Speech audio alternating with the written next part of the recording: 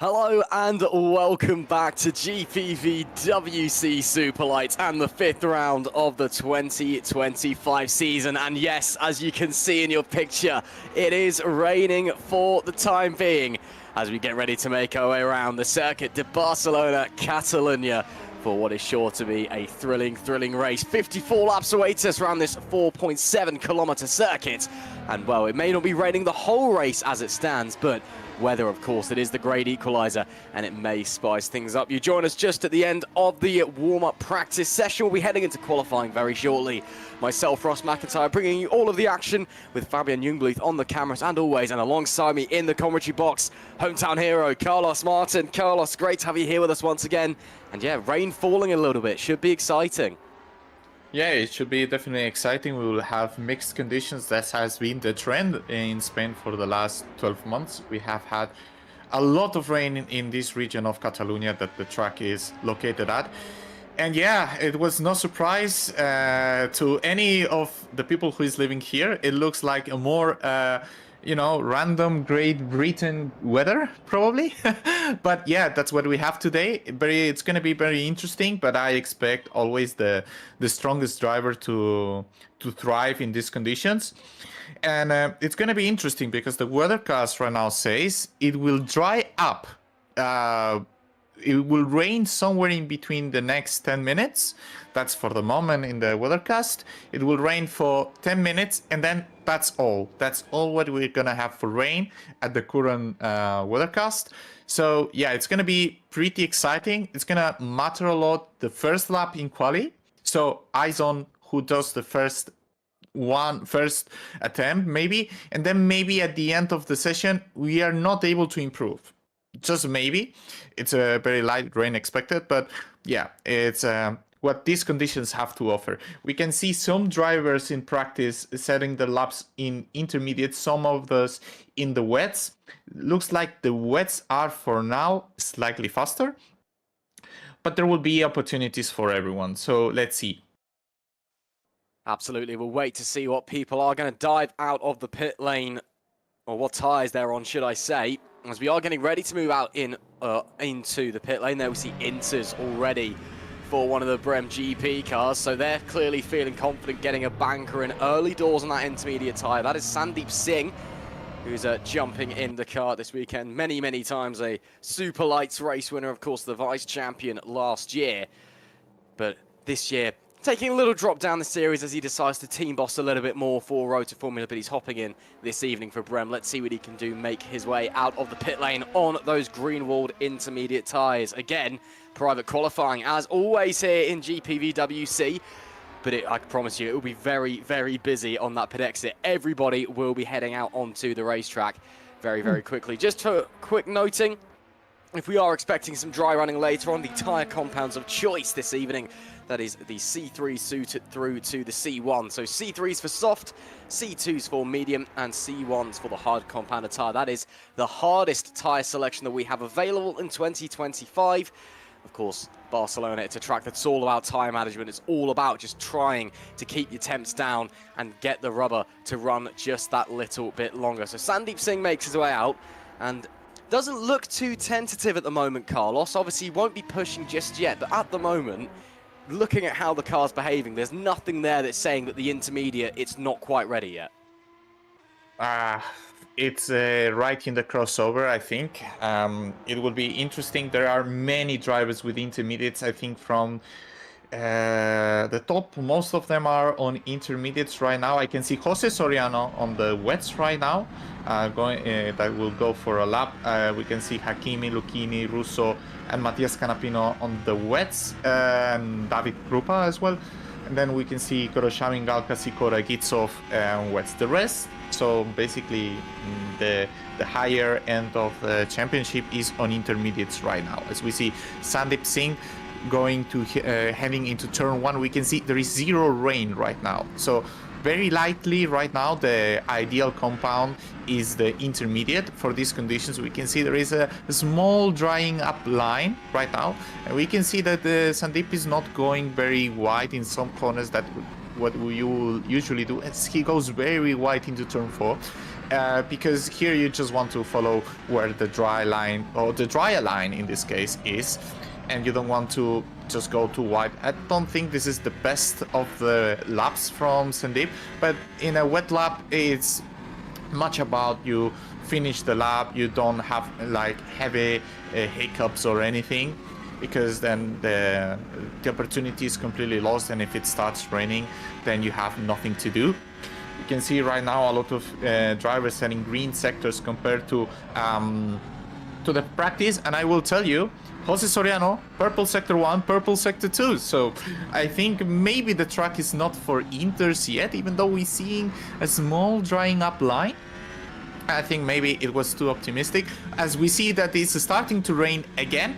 As we see Jose Soriano being P1 right now, he didn't have the greatest of sector 3. As we see Federico Russo now in P1, yeah, just a small he lost 5 tenths in sector 3 actually, compared to the front runners, as Lucan Munro actually now topping the charts for Fusion Racing, who's been super strong in the past races. As we see Ruben Mechede, purple sector 2, improving sector 1, as if he closes a good sector 3, he will be able to just lead the field right now. And everyone is improving on their sector attempts. So Ruben Mechede P1 right now with quite a margin, must be mentioned, 124.661. Definitely it is more or less in the range for the crossover point. As we can see now in the screen, it's starting to rain. It would be important to know if the drivers actually filled up the car a bit to just do one extra lap, or they're heading to the pits right now. Well, Murno seems to be pushing very hard at the moment. 2 purple sectors so far. Again, Machete going to the pole ahead of provisional pole ahead of Murno. It was nearly 4 tenths of a second between them, so time to make up for the Fusion Racing standing in this week or this evening. Rounds the final couple of corners. Of course, no more chicane on the modern layout, then blasting down the front stretch. No DRS, of course, in the wet weather. To the line, Lucas Murno does send it back to provisional pole. And then Joseph Hurlock immediately gets to the way. Mika Hakimi on the wet tyres as well. So the track's just improving every single second, because everyone who did a lap 30 seconds ago has been shoved right down the order. I think, Carlos, there's no real tyre advantage at the moment. Hakimi on the wet tyres there, doing a great job. We saw previously there was a lot of wet runners at the front, and I was initially thinking maybe the Inters are quicker, but you've got to make them work for it. But honestly, right now, I think it's very hard to tell, as Ruben Machete back to provisional pole by 3/4 of a tenth of a second ahead of his teammate. Optiminal potentially locking out the front row of the grid here, as Hurlock going even faster. So you mentioned, Carlos, they might be putting more fuel in the car to see if they can do an extra run. Of course, in the wet, or in the wet, when you're on wet tyres or intermediate tyres, you can just push them lap after lap after lap. And I think that's what everyone's doing here, because you see the lap times, they're just dropping every single time they're going around. Well, there is an advantage, of course, to have a fresher rubber, but if the conditions are evolving faster than having a rubber, well, it just depends when you do everything. Apparently now it's raining a bit. It's hard to tell if the track is it enough rain to make the track worse. It's hard to tell right now, as we see Joseph improving once again, and I think this will be like the trend within these drivers. It is raining. It looks like it's not like a big amount, and the drivers are just like improving lap after lap after lap. The wet tires, probably they get pretty hot during the lap, and this basically means that you probably have only one lap, as we see Mercedes smashing the lap time. So I think it's safe to say that the wets are working fine for one lap, but as soon as you start driving them pretty much, well, then it doesn't go their way. So yeah, I think the smartest thing to do will be to set the inters right now, as most of the drivers are right now.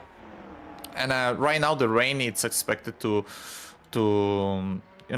cease a bit and to maybe keep very light intensity.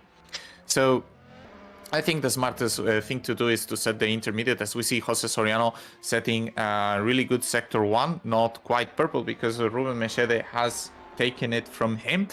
And it will be interesting to see how all this plays out at the end of the quali session. But at the end, it looks like it's going to be about the last lap you can fill in.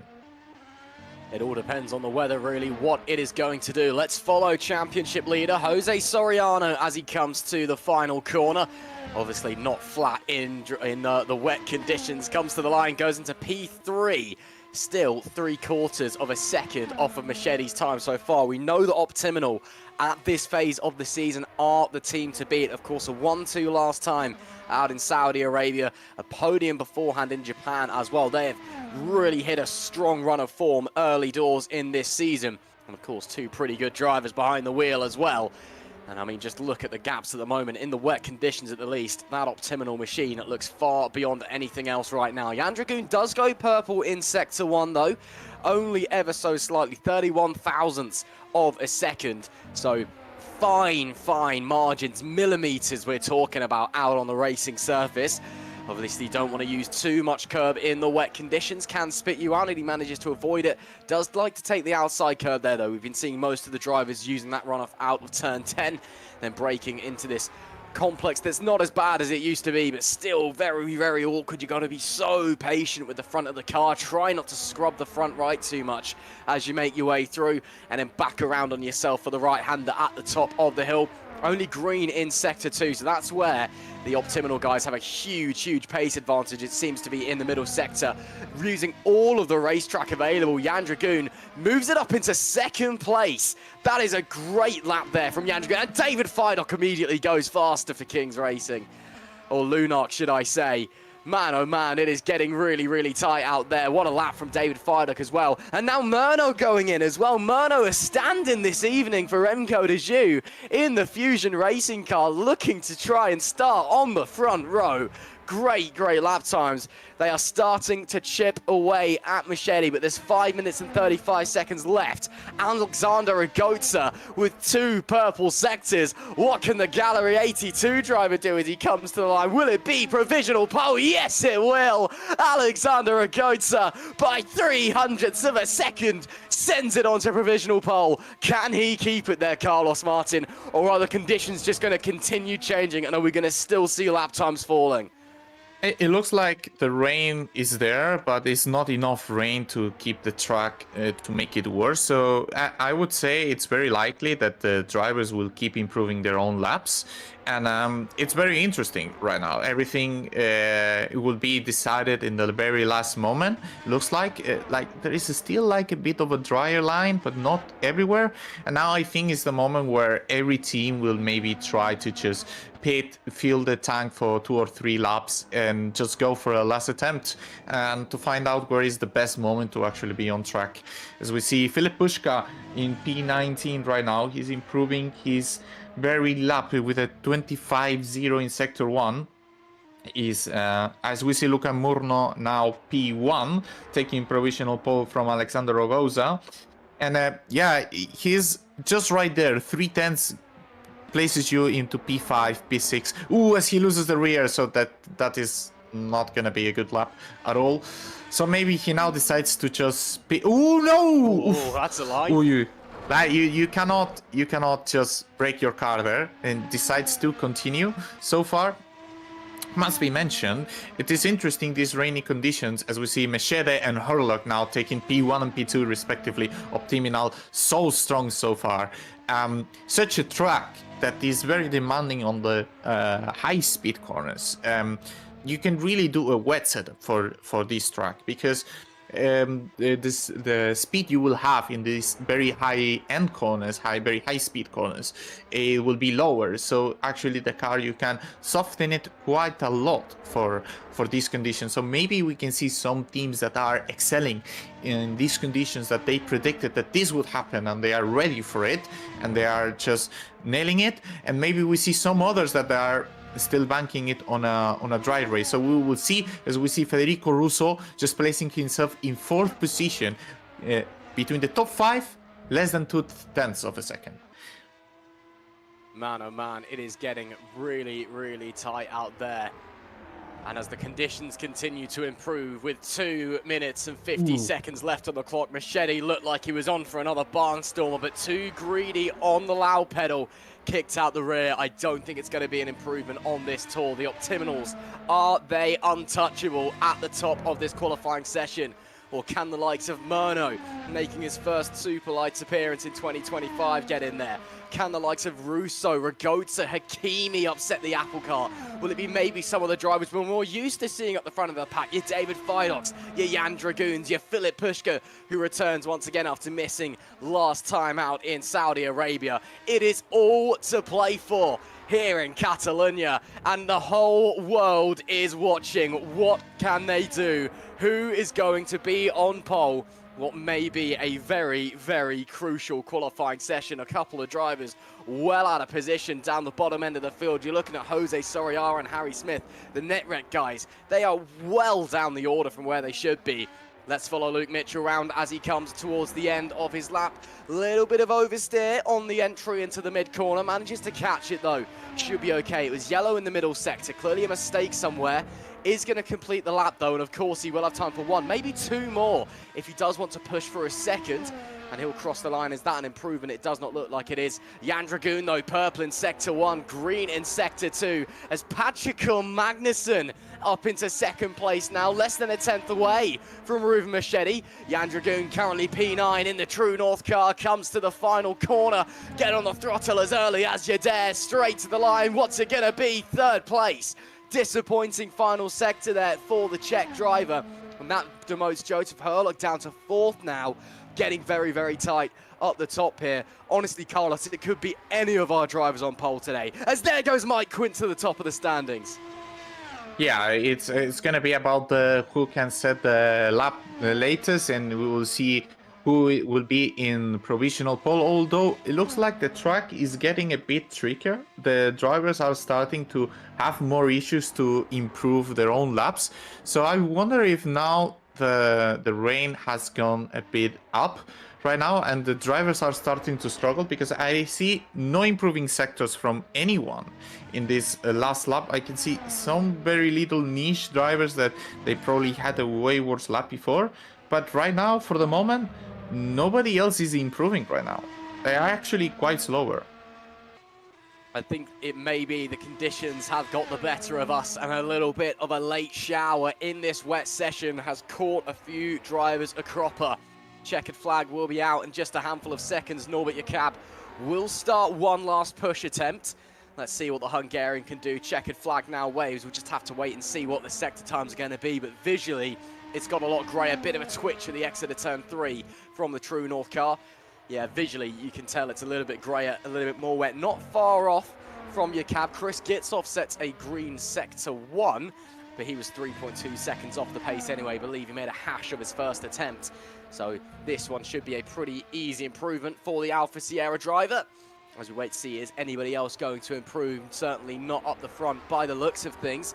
Gitzoff makes his way into the final few sections now. And yeah, a lot of drivers abandoning laps, a lot of drivers coming into the pit lane. I believe, unless anyone is able to pull something absolutely magical out, that may well be our grid order decided. And it could well be Mike Quint on pole position by 200ths of a second. What a story to kickstart this evening, as Gitzoff slots into 22nd ahead of Scott Mitchell-Marm. Owing for Haugsvik in the drag race car. He's not set a lap time yet, actually. Maybe left it a little bit too late to try and be competitive as well. If you look at Philip Pushka, he's been caught out down in 14th, it must be said. Phil Haugsvik crosses the line, goes to 25th place.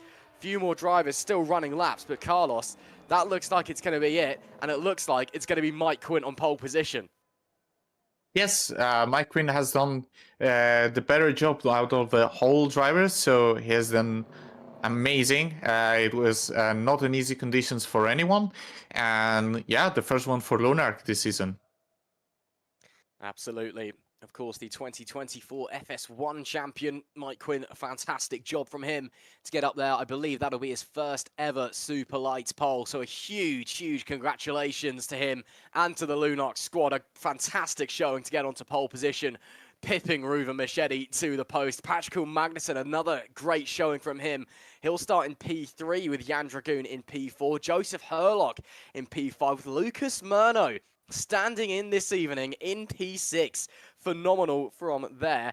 P7, Federico Russo with P8, Alexander Ragotza. P9 is Mika Hakimi, and well, that's a lot better than he did last time in Saudi Arabia. Congratulations to the Malaysian driver after a disappointing event a couple of weeks ago. Norbert Jakab, he'll start in P10. Good showing from both of the True North guys, but it'll be a bit of a fight to get up to Optiminal once again. Further down the grid, it will be David Feidock. He'll start 11th, so 10 positions back from his teammate. He'll be a little bit disappointed with that one. P12, David Krupa. P13 is Robin Merling with Philip Pushka. Disappointing 14th place from a man who looks to be contending for the title this season. P15 is Harry Smith with P16 Luke Mitchell alongside. Row number 9 is Sandeep Singh standing in the Brem GP car tonight with Maxime Bulio in P18. Jose Soriano starts 19th, a real disappointing session there for Netrex GP. And Michel Galka, he's rounding out our top 20. In 21st, that is Dominic Koroshavin, Cass Rietveld alongside with Matthias Canapino, 23rd. He'll start with Matthias Pitchcan in at P24. Owen Phil Hauxig, he only managed to get to 25th, left his lap attempts just too late. Jan Sakura in P26.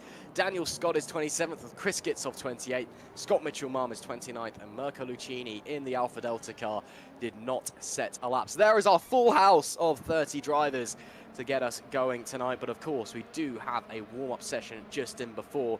I guess the question on everyone's mind now, Carlos, what tyres do you start the race on? If the track's damp, is it maybe it's a little bit dry and you can try and gamble on slicks? You know, I guess this is what this session now is for, to try and figure out what tyres you're starting on. No, you don't start on slicks. No. There is. You never know. You could gamble if it's dry enough. No. No. I think I'm trying to think of a crossover point. Probably a crossover point would be somewhere in the 123s when you are full tank. Yeah, they were doing 122s, but it was with overtake mode and it was with a quali fuel and everything, so you just fill up the tank. And yeah, I would say it's no-go to start on dries. Basically, you need to drive on dry on these conditions. You need a clear dry line and it's wide enough to drive on it. This is how it goes in this simulator or the meta game or whatever. There needs to be a big dry line. It cannot be like, oh, we spot a dry line, we set the dries. No, it doesn't work. You will crash after one turn or two. It's impossible. As we see, one driver just going off the track. I think the conditions are either for intermediates or wets, and I think there is no choice. I think the tire to go is the intermediate, because what we saw from the wets, they work for one lap, but they get too hot very fast. So I don't really think there is much of a choice. You need to go the intermediate right now. Well, we'll have to wait and see what the conditions are going to be like when they set up on their formation lap. Carlos, he's the strategy master in the commentary box this evening. He seems to think Inters are the way to go. Maybe someone gambles on words, maybe it's drying off the slicks, but Carlos, well, we heard him vehemently agreeing with me on that one. We will have to simply wait and see. Now, as always, in 2025, hopefully for the future as well, we like to do this little bit in Superlights where we talk about some of our competitors during the warm-up session, and this week we are scheduled to talk about Gallery 82, the Dutch team who have been part of GPVWC since 2020 and have had a whole host of experiences out there. Competed in FS1 from 2020 to 2022. A couple of race wins for some of the drivers along the way. Alexander Ragotza picked up a 3, and Damien Kardash picked up 2 there in their final 2 seasons. And then unfortunately, since they've joined Superlights, it's not quite been smooth sailing, Carlos. Last season, 11th in the team's championship after 7th place in 2023, and this year a whole host of DNFs and non-points finishes so far, unfortunately. So this will be a round where they're looking to pick things back up. Well, Rogoza starts P8 today, so that's a good starting point, right?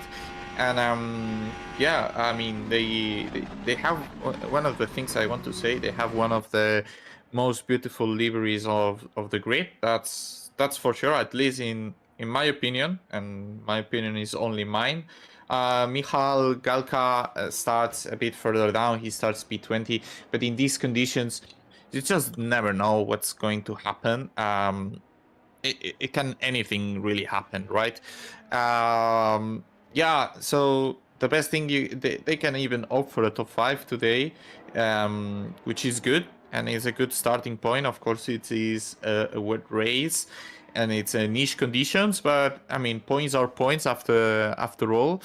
And maybe with this extra motivation from a good result, they can just start bumping up the field and yeah, start grabbing good results. Absolutely. Well, it's a good opportunity today anyway, so we'll have to see if they can try and move forward. Again, last year, very, very disappointing as someone running very much off the racetrack. There's still tricky conditions in this warm-up session, of course.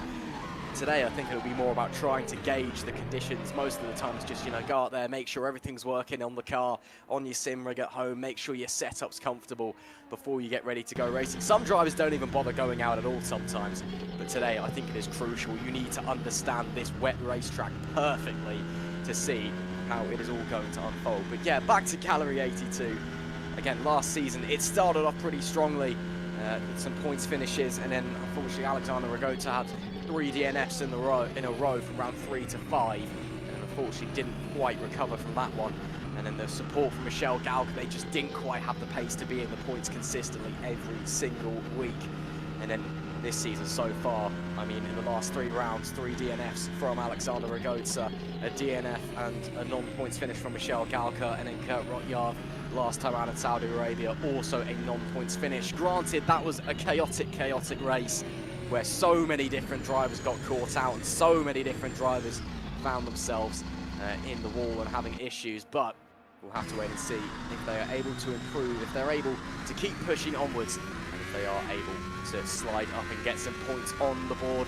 They do have 6 points already this season, both from the opening round in Australia, but let's see if they can really kickstart their season at round number 5 here in Catalonia. If you are just joining us, hello and welcome. 3 minutes and 50 seconds left in the warm-up session, so you haven't missed anything just yet. But boy, oh boy, what a qualifying session it was as we get ready to go racing once again in the 2025 GPVWC Superlights season here at the Circuit de Barcelona, Catalonia. Myself, Ross McIntyre, Carlos Martin alongside me in the commentary box, and Fabian Jungbluth, as always, doing a fantastic job on the cameras. Right then, Carlos, it's time for the big question. Might be a bit harder today because of the weather. Who do we need to keep our eye on in the race? I mean, the weather, no? Like the Ferrari would say, no, there must be water, there must be the weather. Today is the weather. Yeah, the decisions are key in these conditions. I think the best recommendation I can do is to always try to make the least pit stops possible. I think many teams and many managers and many drivers tend to overreact to the situations. Like, if a driver is going 1 second or 2 seconds faster than you on a different compound, is it you just need to discuss, like, how long are we gonna go anyway on this tire? When was our scheduled pit stop? Is it worth to keep going? Shall we just throw everything to the bin because 3 seconds a lap? I think the best thing you can do is to keep calm. Conditions are tricky. Sometimes it takes 1 lap with very different conditions and then it just switches again, because this is how the API works in these conditions. That's what I would do. It works for me in all the wet races I've done. That's a personal experience, I would say. But to my teammates who were more likely to completely switch all the time, they were not enjoying, I would say. That's fair enough. Absolutely fair enough. Well then, 1 minute and 40 left in this warm-up session. Almost time to go racing. And boy, oh boy, are we getting excited.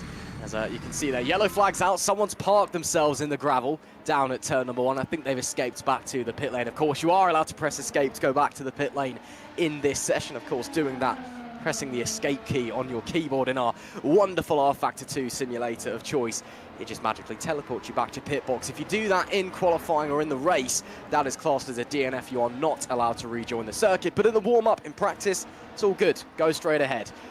Yellow flags. That's the best feature of the game. It is quite helpful. It is quite helpful people, when you crash. Yeah, it saves a little bit of time embarrassingly hauling yourself back round. I'll say that much. You know about that, right? About crashing, you know, right? Yeah, there's a reason I don't race anymore, Carlos. I'll leave it there. PhD, right? You have a PhD on crashology, right? Yeah, it's something like that. Anyway, I've had a few big ones in my time, and then I decided, you know what? I don't want to do this anymore, so now here I am talking about pretend racing cars instead of racing pretend racing cars. Lots of yellow flags are flying. I think now, because we're getting late. One last question, Ross. Was your tutor of the PhD Alex Lehoux? It may well have been. Of course, big shout out to last year's Superlights champion, Alex Lehoux. A very dominant season from him, but boy oh boy does the man like to put on a show when he meets the barriers, and he has done so many a time before. Yeah, Dr. Alex Lehoux, PhD in crashology. Yeah, he was my professor. He taught me everything I know. Second flag now waves in the warm-up session, and we are getting ready to go racing. We saw a few people doing some practice starts there, diving into the pit lane.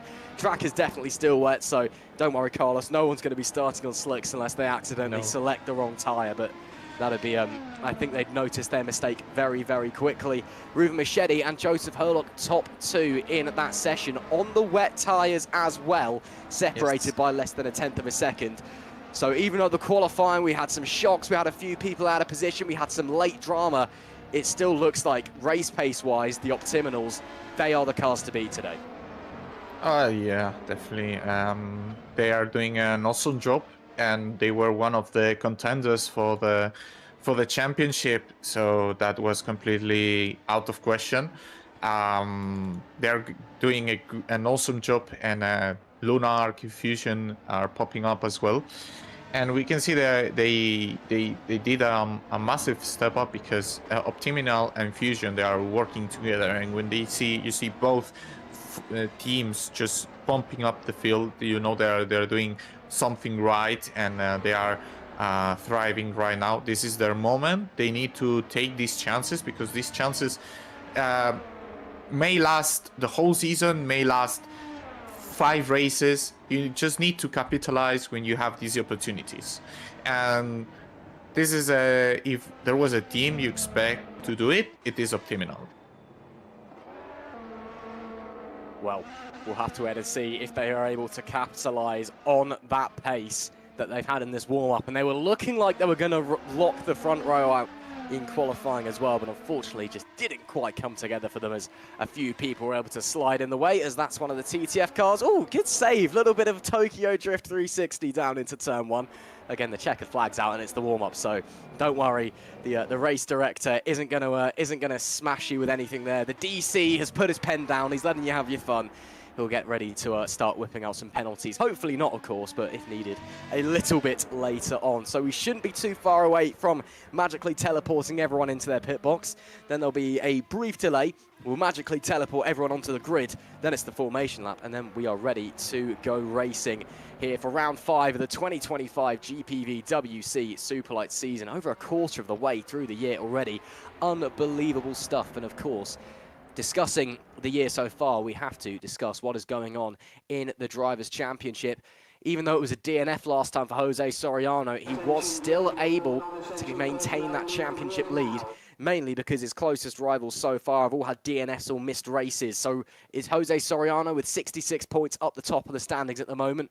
Ruben Machete, race winner last time out, he's in P2, 8 points back. Jan Dragoon, he is in P3, 2 third places and a 4th to his name, alongside a DNF a further 13 behind, and tied on points, crucially, with his teammate Norbert Jakab. We've seen the two True North guys working together so well out on the racetrack this season. It's no surprise they're inseparable on points. Philip Pushka, after missing out last time round and in a DNF in Japan, his 2 second places means he sits 5th in the championship on 40 points. Joseph Herlock as well, he's just behind on 36. And then race 1 winner Tom Savinley, a DNF, a missed race, a 7th place. And then, of course, that race win, that puts him in P7, only 2 points back. So it's still very, very close in the Drivers' Championship. It's still very, very early doors in terms of the Constructors' table.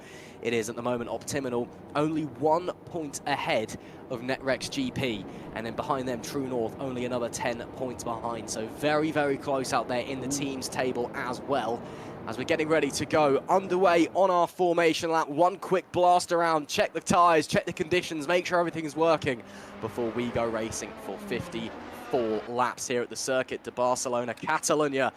As we head down into turn 1, why don't we have a little look through our grid once again, just to remind you how we'll be lining up heading into this race and how we are looking to get going here. It is Mike Quint with a fantastic pole position. Ruben Machete alongside Patrick Magnussen in P3. Jan Dragoon, he'll start just behind in the True North car in P4. Further down the grid, P5 is the other Optiminal of Joseph Herlock, with Lucas Murno making a stand-in appearance tonight up into P6. Fantastic effort from him. It's Federico Russa and Alexander Ragozza on row number 4. Mika Hakimi, great lap from him to get to P9 with Norbert Jakab rounding out the top 10. David Firedock starts 10 places back from his teammate, but we know what he can do in a race. He's alongside David Krupa. Robin Merling is 13th with Philip Pushker alongside him 14th. Harry Smith starts 15th, but Luke Mitchell in P16 for Kings Racing there, who'll be looking to try and move forward and into the points-paying positions. Sandeep Singh, welcome back to Superlights. He's 17th alongside Maxime Bulio, with Jose Soriano, a disappointing 19th for the championship leader. Michelle Galka rounds out our top 20. Dominic Koroshavin, the Ukrainian, starts in 21st with Cass Riepmeld alongside. Matthias Canapino, he's in P23. And Matthews Pizkan, he starts P24, leading the TTF charge. 25th is Owen Phil Hauksvig, who left his qualifying attempts just a little bit too late, with Jan Sikora in 26th. Daniel Scott is 27th from the other Team Rookie Monsters car, alongside Chris Gitzoff. And rounding out our grid of 30, it is Scott Mitchell-Marm and Mirko Lucchini, who did not set a lap in the qualifying session. So it should be interesting to see what pace he has heading into this one. Any last-minute predictions, Carlos, before we get ready to go? Well, there are multiple people starting on inters and multiple people starting on wets. I'm just going to say something wild. It's going to rain. That's my prediction. Wow. Never saw that one coming at all. As there's someone starting from the pit lane there. Is that Lucchini coming out? Lucchini, yes. It will be so. Not sitting a lap and starting from the pit lane. But yeah, lots of different drivers starting on different tyres. Quint starts on the wets from pole. I will say something very important. Yes. I think the wets will be very good for the first 5 laps. But then I think maybe the inters will be the way to go. We'll have to wait and see. We're getting ready to go racing. Quint on pole, 2nd to 5th on the inters behind him. 5 red lights up in the sky.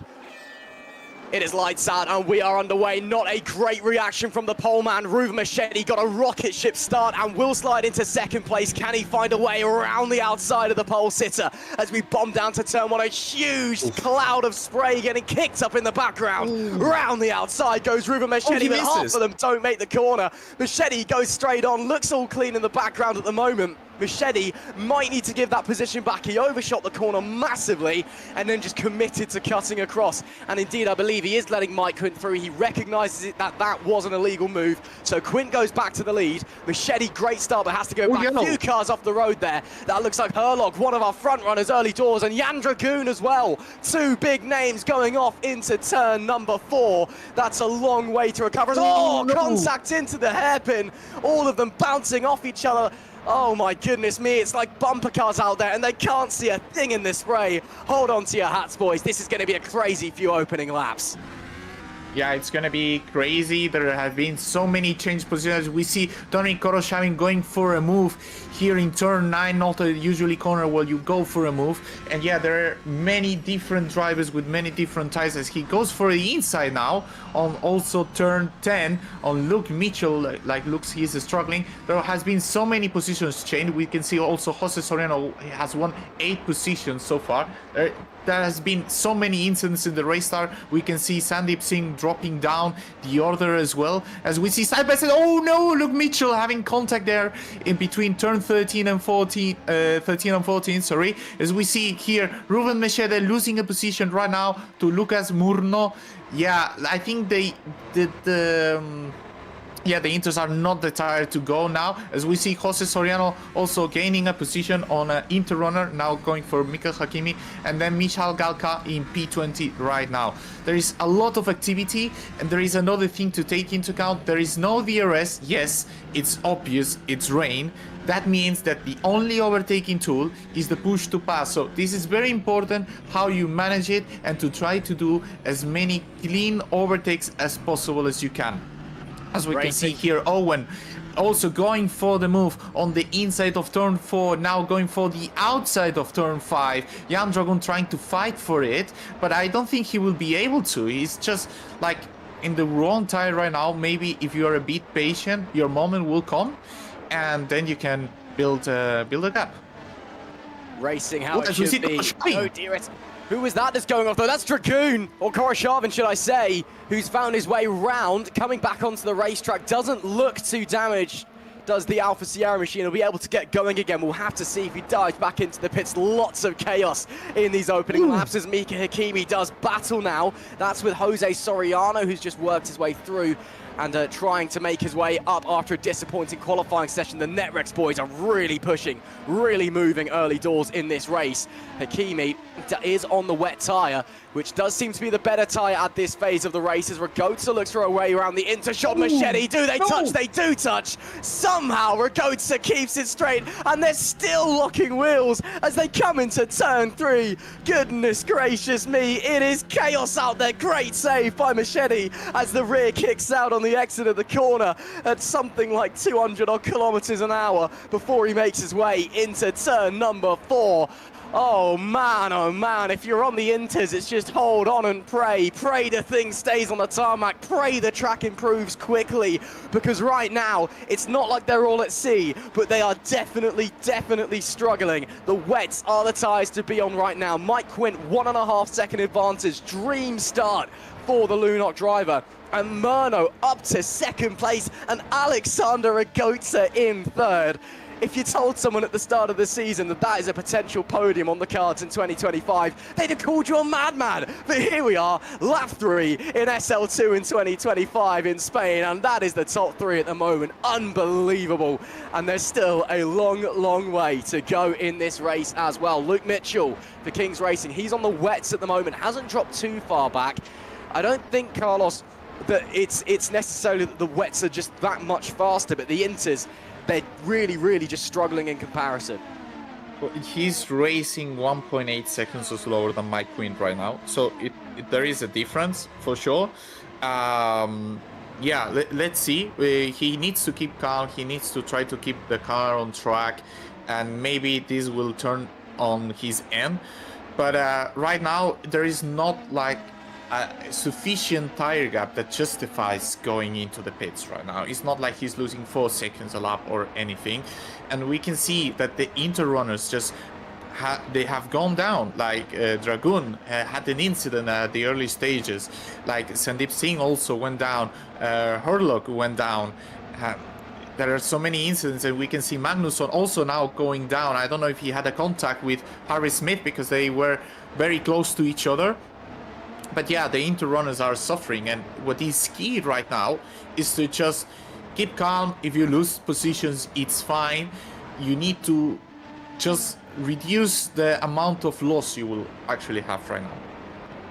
Lap 4 of 54. Something we neglected to mention earlier after qualifying is just how close it was in that qualifying session. I think we were so caught up in just the drama and who was slotting in where. Normally, when it rains, you see the gaps extend a little bit. The top 10 covered by 2.5 tenths. There was 200s separating Mike Quint and Ruben Machete. That is millimeters of difference. It was super tight out there. Just goes to show how competitive this series is. Of course, Superlights, their second rung on the GPVWC career ladder. In my opinion, it offers the best racing, but this, of course, is where the world watches. This is where we want to see the next drivers making their way, making their name, making statements, showing the Super League teams what they can do before they get the call up and they go and compete with the very best of the best in our Factor 2 sim racing. But man, oh man, what a ridiculously close qualifying session that was. Maxime Bulio, currently in P14, the Canadian doing a good job on the wets at the moment. Bit of a disappointing qualifying for them. hopefully they'll be able to work their way forward. Already seems like the race is settled down just a little bit. A little bit less chaos, and everyone, I think now, they've found out what their pace is at the moment. They found out what they're comfortable doing, and now it's just wait and see what the weather does. You can run the wet tyres and the inters quite long if you manage them and the conditions are okay. So I don't think, because I don't think we're expecting much more rain anymore, Carlos, I don't think we'll be seeing any pit stops going on to other wet tyres if the conditions stay like this and it ends up drying out. I think it's just waiting and then seeing who bites the bullet first, goes onto the slicks first. Rain is currently decreasing to 7%, and I think it will just stop raining in one lap. It will completely stop raining. Just the rain is just very little. So we see Russo also going off track right now, and this is yeah, like it's very easy to do a mistake in these conditions. Just by watching the lap times, because I'm very focused into watching what lap times. Machete is starting to be faster with the intermediates right now. As we see Jose Soriano also pulling a move on Robin Merling into turn 1 and 2. So good for the Spaniard driver. And yeah, the inters are starting to work right now. And this is what I explained. The first 4 to 5 laps are going to be in the wet area. Because, yeah, the best tire at the moment, it was the wet one, but it was everything quite close that you overheat the wets and not enough the inters. So now it's the moment for these inter drivers, and actually the track is drying up as well. So it goes both combinations of things, and now Machete is gonna start winning time, and not a little. He's gone purple sector 1. And I expect him to do good things in the rest of the track. He's done a big mistake in Sector 2 though, but he's gonna start thriving now. And this is the moment that Optiminal and the most of the Inter guys were aiming for. And there is zero rain right now, absolutely zero. Yeah, it looks like it could be drying up quicker than we expected. Of course, Ruven Machete, we know he is certainly quick to leave it at that one, after taking the race win last time out in Saudi Arabia, and leading home a 1-2 for Optiminal as well. Norbert Yakat comes in. Yeah, this is definitely for intermediate tyres. He's already decided, he was well down the order. He wants to try and maybe run those inters a bit longer, so let everyone else come in for slicks if the weather continues to improve that quickly. Or maybe he's thinking the rain's going to carry on just a little bit for a bit. It's going to be inters for quite a long period of the race. But deciding already, the Hungarian, that the wet's just not worth it to stay out there. He's going to be on traffic though. And so I don't think it's a great decision to do this. You will now need to overtake a lot of drivers that if they don't pit right now, this will be a problem for Norbert, because he will use an insane amount of push to pass. Of course, right now the Inter is the best tire, is the right decision to go into the pits. But look how many cars he has in front. It's going to be wild for him to overtake all these people. I'm not sure if that was maybe a team decision or a personal decision to come in, but yeah, out in traffic, lap 7 of 54. Seems bizarre, to be brutally frank. They need all to pit now. They need to pit all now, so it makes it worth. Yeah, I mean, maybe they know something that we don't. As we see the front runners, they are not boxing at the moment. Lucas Murno has caught the back of pole sitter Mike Quinn. Fastest lap of the race as well, 1:28.288. Not going to be close enough for a look into turn 1. Of course, no DRS as it stands. So just good old-fashioned racing. Has to set the move up himself. Can use a bit of push to pass if he wants. But of course, when there's no DRS, you want to be careful how you use that. Don't want to run out of that little extra boost, that little extra speed out of the corners, down the straights, too early into the race. As Mirko Lucchini now, fastest lap of the race, a 1:27.823. He started from the pit lane and has made great progress so far. And yeah, he is on wets as well, but he's made fantastic progress so far, Carlos. From 30th up to 20th place. Of course, there was a bit of chaos on lap 1, but lapping really, really quick, and shows still that the wet tyres can be fast.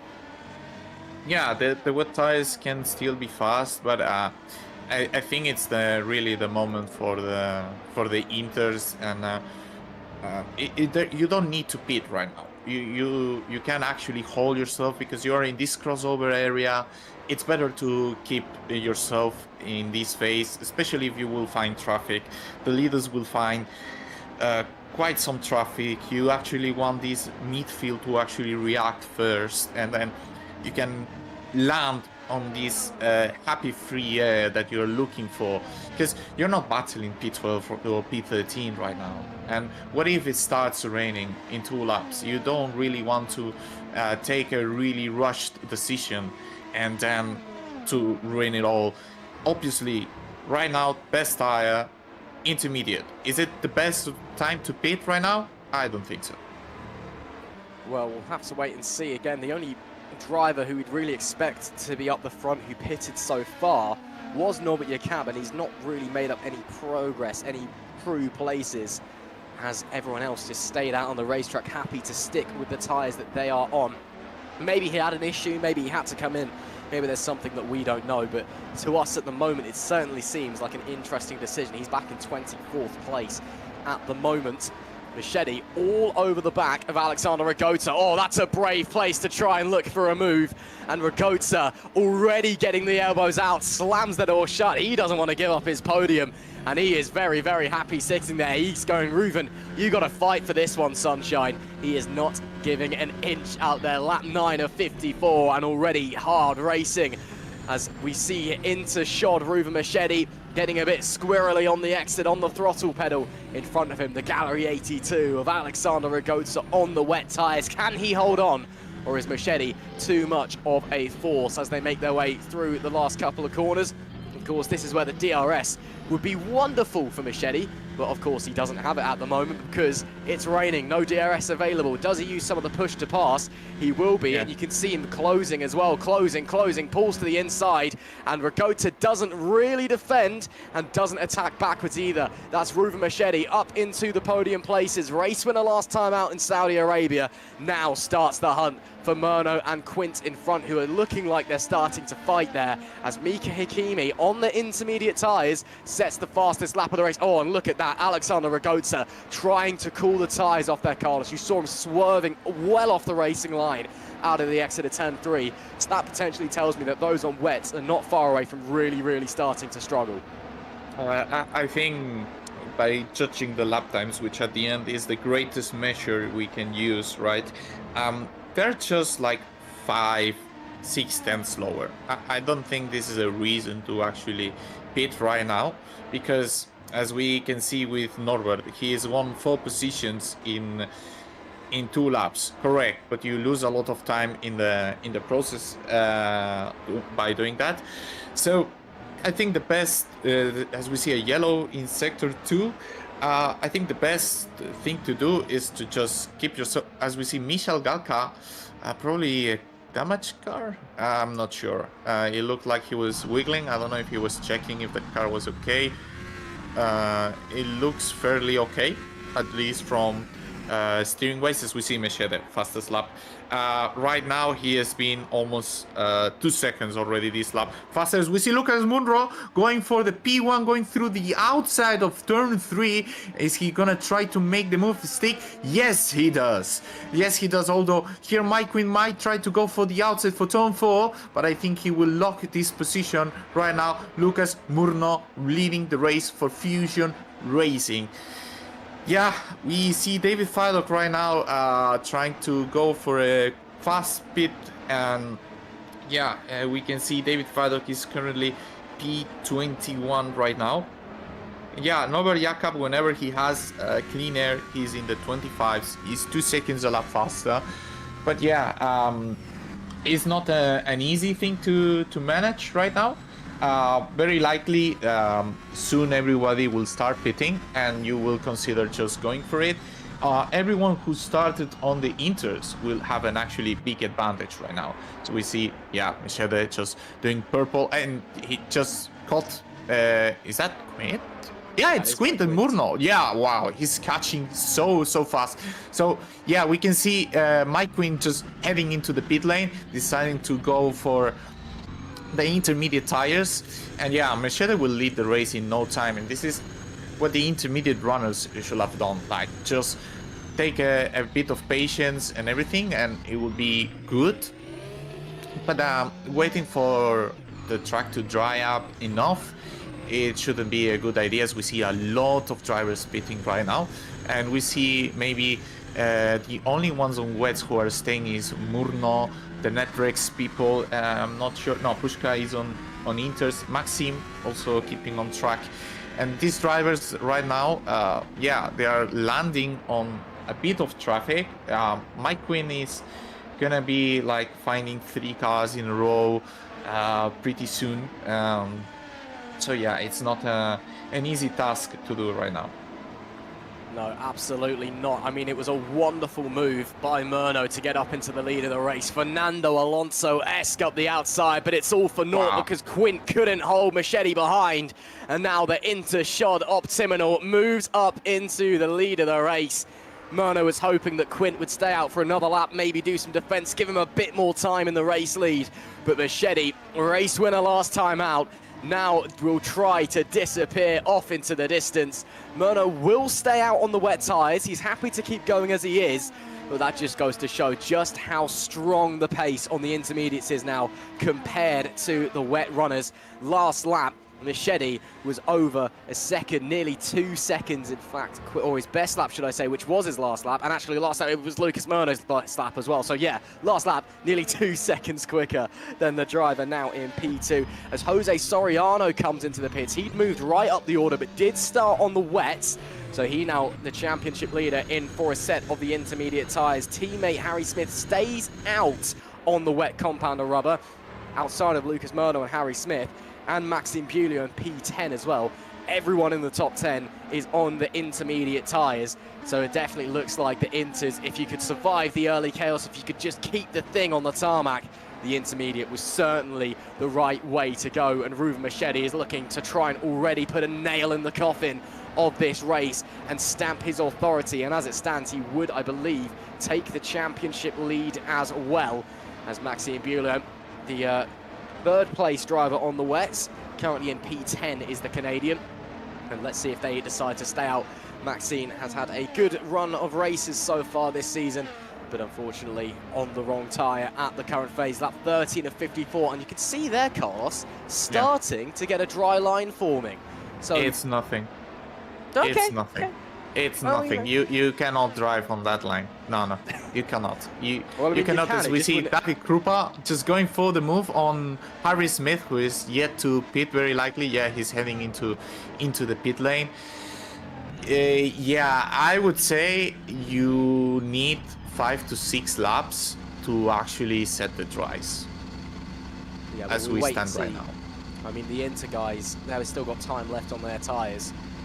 Everyone else is, well, I mean, at this point, you'd be hoping for a set of scrubbed Inters, but I don't think R Factor 2 quite has the capabilities to do that, unfortunately. So it will be a fresh set of Inters for Harry Smith as he makes his way out of the pits and will come out outside of the top 20, looking to be about 25th, I believe.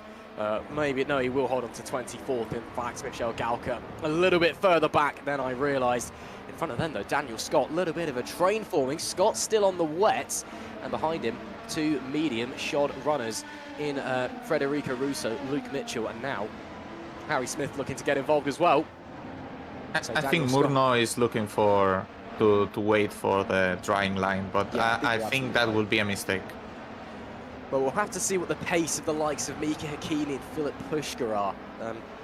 I mean, I'd expect Pushka to probably catch Hakkinen at some point, given, you know, he's a pretty quick guy. Not saying that Mika's slow or anything, but Pushka is one of the strongest drivers we've got here in Superlights this season, and he's in a better car as well.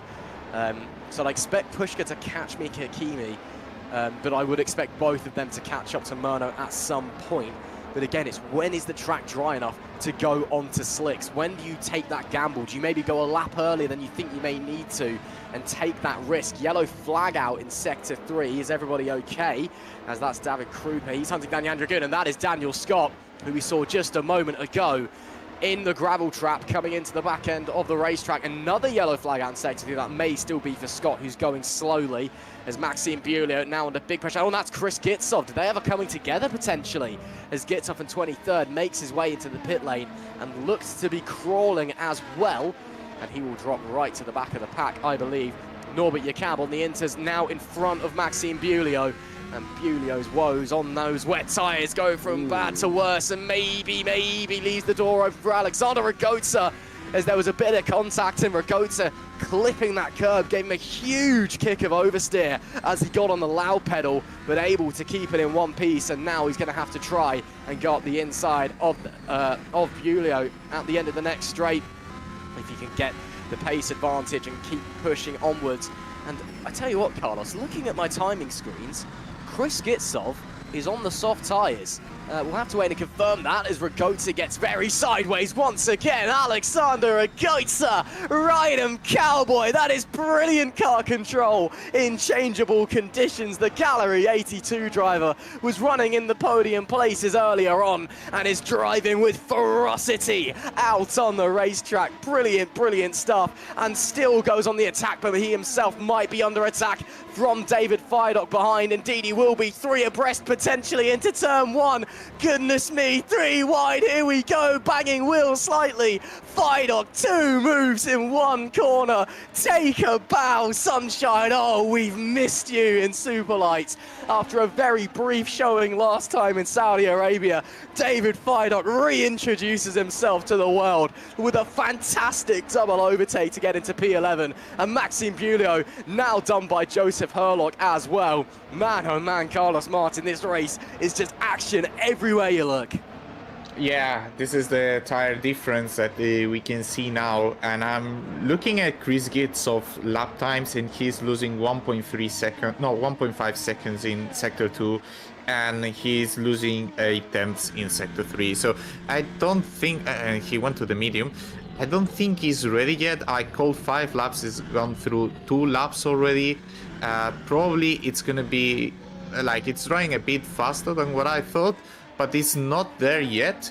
And I'm not entirely sure if I saw correctly. Is it raining again? No, it's not raining again.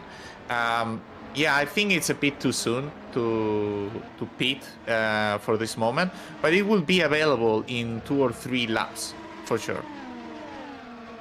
Well, Chris Gitsov elected to make himself the guinea pig. Unfortunately, that test went a little bit wrong so far as Bulio continues to tumble down the order. Oh, heartbreaking stuff for the Fusion Racing driver who started so strongly, but those wet tyres just unable to hold on anymore in comparison to the pace advantage of the intermediates. Up the front of the pack, Hakimi is slowly closing in on Murno, and Pushka was closing in, but is now battling with Dragoon for 4th place. So that gives Hakimi a bit of breathing room, as there is Cas Rietveld, the Brem GP driver, off the road. And that, yeah, that's big damage. And that is a long way back to pit lane as well, because that's down at turn 1. What happened to Cas Rietveld to get that Brem GP car all bent out of shape? We'll get a replay here now. Let's have a look. Surely there was contact or something along those lines. Maybe he locked up the rears under brakings and met the wall somehow. Let's have a look. And or touched the curb and into the barriers he slid. And not the hardest impact you've seen, but enough to cause some damage. A real shame there. This is what happened to Chris Gitsov. He's on the mediums, remember, and again catching a curb. And oh, that's a huge crash. Didn't even notice he was out of the race, but he is now out of the race. And I believe we've also lost Scott Mitchell-Marm amongst the chaos as well. So that was, there's Scott Mitchell-Marm, yep, and he just stopped at the side of the racetrack. Was that a issue there? Or was that a, no, I've had enough, my day's done, may as well save the engine and call it? I can see many drivers pitting out for dry tire. Oh no! Oh, what happened in the pit lane with Joseph Herlock right now? Oh no! They just collided in the middle of the pit lane. Oh no! Oh no! What has Was it happened? Hakimi? Was it? No, it's not Hakimi. Is it? Who was I don't it? believe it's Magnussen. Patrikur. Wow! He What drove on into him like earth? it was iRacing. No way! Let's have a No look. way! They were setting the dry tires, both of them. Oh, they were There was something. Oh, but it was with another driver. Okay, it was one of the rookie monsters. And then we see Joseph Herlock, who was pitting into the pit lane to set dry tires. And then I saw... Oh, we didn't see him, I don't think. Oh, no, you have to see him. There's no way you don't see him. Oh, I think there was the other car pulling out just in front, and I think there is no way. Him. Oh, There is no way. Magnussen. Oh, goodness me. I cannot believe what I've just seen. I mean, you've got a feel, of course, for Joseph Herlock, but man, oh man, I simply struggle to understand. You see it. There's no way. Oh my dear. god. Well, that's going to the DC after the race. Goodness Very- me. Oh, that's a very much a red in the face moment for There's Pascal. a lot of Magnussen. drivers pitting right now for dry tires. A lot of them. Machete's boxed from the lead. He's on the mediums. Murno's on the softs. So Hakimi now takes the lead of the race. And if he leads this lap, I believe that'll be his first lead lap in GPVWC Superlights. So congratulations for him. And Mike Quinn, amongst all the chaos, back up into second place now on the intermediate tyres. But of course, he's got a box again. So Machete will very much be in the lead of the race. I mean, look at that. He's only about 5-6 seconds between himself and the race leader, and it's a pretty long pit lane at this place as well. So does Hakimi stay out, or does he come in? And Hakimi stays out. Okay, so the KV86 powerhouse crew, whether that's I'm happy on these tyres for now, or I can keep pushing, or maybe let's just take these tyres as long as they can, deal with the time loss, and then just reap the rewards with the younger tyres in the second stint. So interesting move there. Mike Quinn also stays out, but that's I'm not too surprised by. Again, he did box very early on after starting from pole on the wet tyres. David fired up fastest lap of the race now, a 121.543 as Ragozza comes into the pits now for a set of some dry tyres. And what tyres will it be? And looks like still a set of the intermediate, so let's wait and see if R Factor 2 decides to update itself. According to our timing sheets. Medium. Yeah, it's gone into the mediums on our timing sheets, as that's Ooh, Daniel Scott now off the road. And, well, I mean, it's slick conditions now. Wait, who's out? Milling! No, sorry. No. I'm yapping. No. Melling is in the pits. Sorry. Oh. I'm watching 3 screens at the same time. Melling is in the pits. I'm sorry, GPVWC community. I'm sorry, I'm yapping. My bad. Guys, if the commentator ever tells you that their job is easy, they're lying. It's stressful. You got to keep your eye on so many things. And when you get given a gift of a race like this one, sent from above by the racing gods, you just can't believe what's going on. Sometimes your mind takes a moment to catch up. And there is Merlin going off the racetrack almost. Carlos, I was about to say, yes, you can run the slicks on the dry line, but if you dip a tyre off of the dry line, it's like you're on an ice rink. So now it's just about keeping it so steady. You have to pray to something because you're not gonna make it. As we see, everyone now is reacting. Yes, Lucas. There's another crash in the pit lane. No way! No! Not with the other KV86. No. Oh, guys, man. please, guys. I hope there's no damage on that car. Oh my I word. hope there is no damage on that car.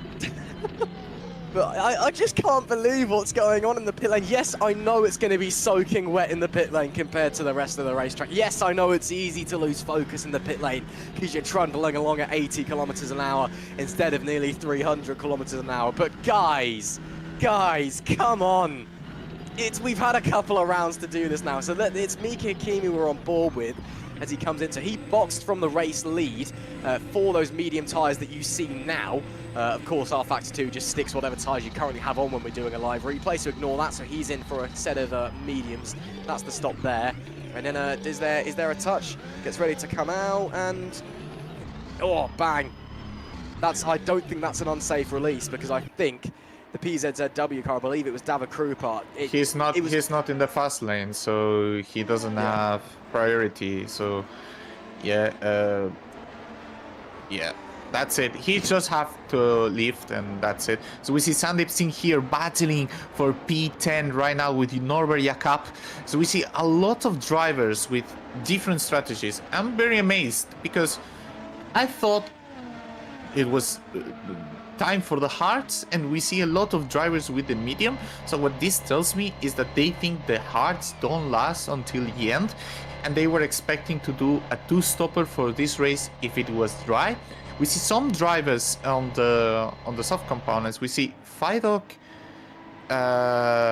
being stuck there repairing the car, I guess. I'm not sure.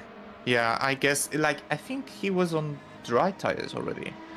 So yeah, it could be very the case that he's repairing the car from these, things that are happening right now. As we see, the only driver on Inters is Mateusz Pichon.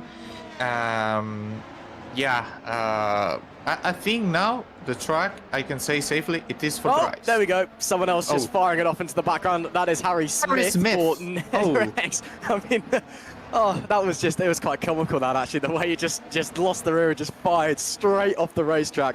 Kept it out of the wall though, didn't lose too much time. Oh, unlucky Harry Smith. Watching the lap times, it's interesting to see how the teams are approaching this, what it looks like, upcoming race on the dry. Ruben Machete has a huge gap right now. Jose Soriano's out of the race. Oh no. Championship leaders down and out. What has happened? Netrex, we're having a messy day as it is, and amongst all the chaos that we've had so far, Jose Soriano is down and out. This is Federico Russo that we're following here. So what's happened with him? I think there was something else that involved Russo. And he's just disconnected and gone down and out as well. And then here is Jose Soriano coming down the back straight. Let's see what happens. Goes into the left-hander. All looks fine. And another disconnect.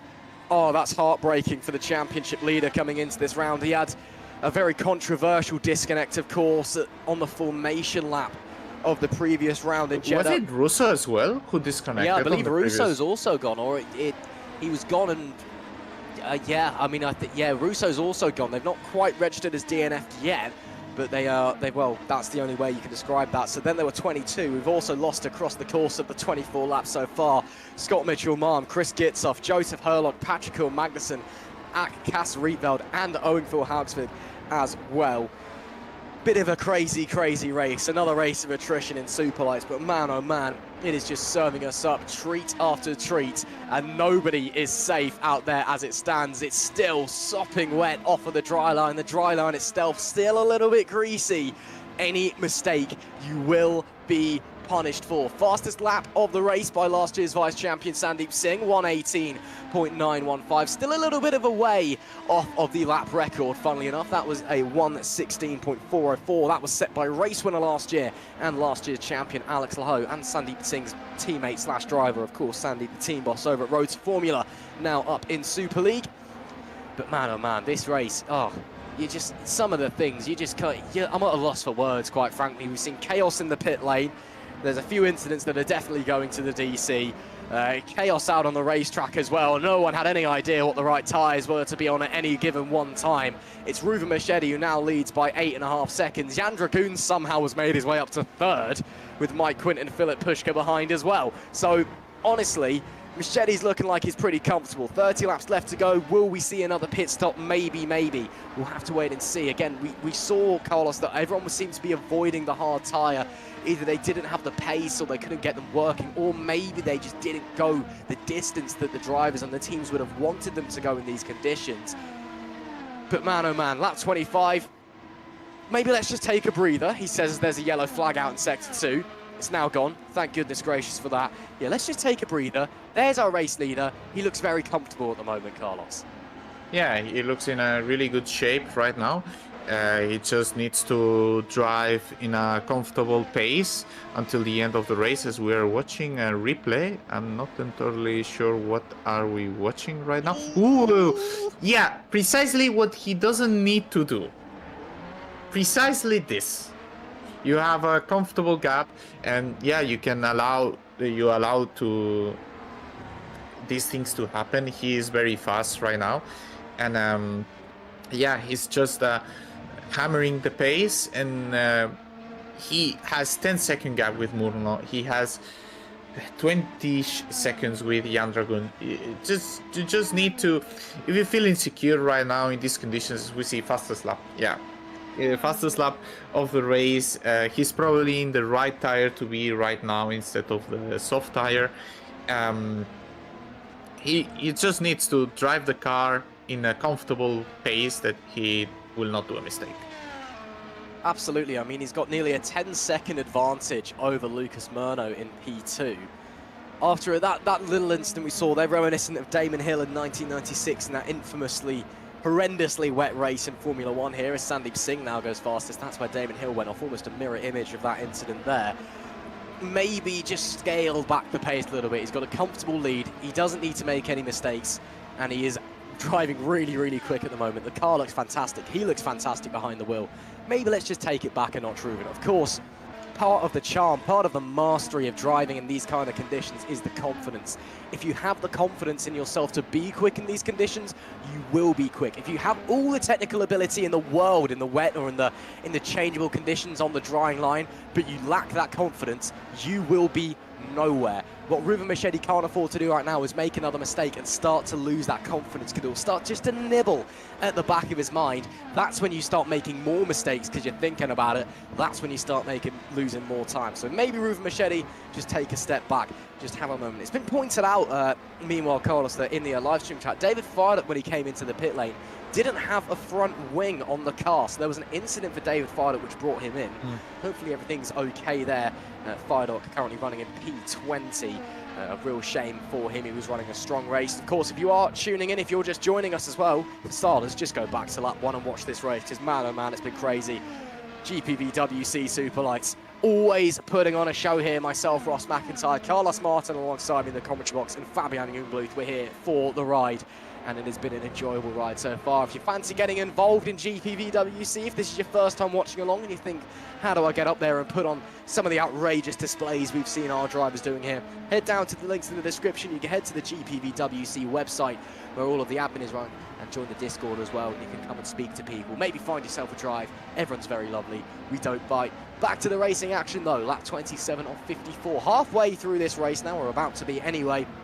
And David Krupa putting some pressure on a returning Sandeep Singh, his first Superlights appearance in 2025. And as I say that, David Krupa gets all sorts of out of shape, manages to catch it, and now has to do all of that work again. It just goes to show, Carlos, in these conditions, you put one wheel wrong, and all of the efforts, all of the time you've been crunching away at the driver in front, it can all just vanish.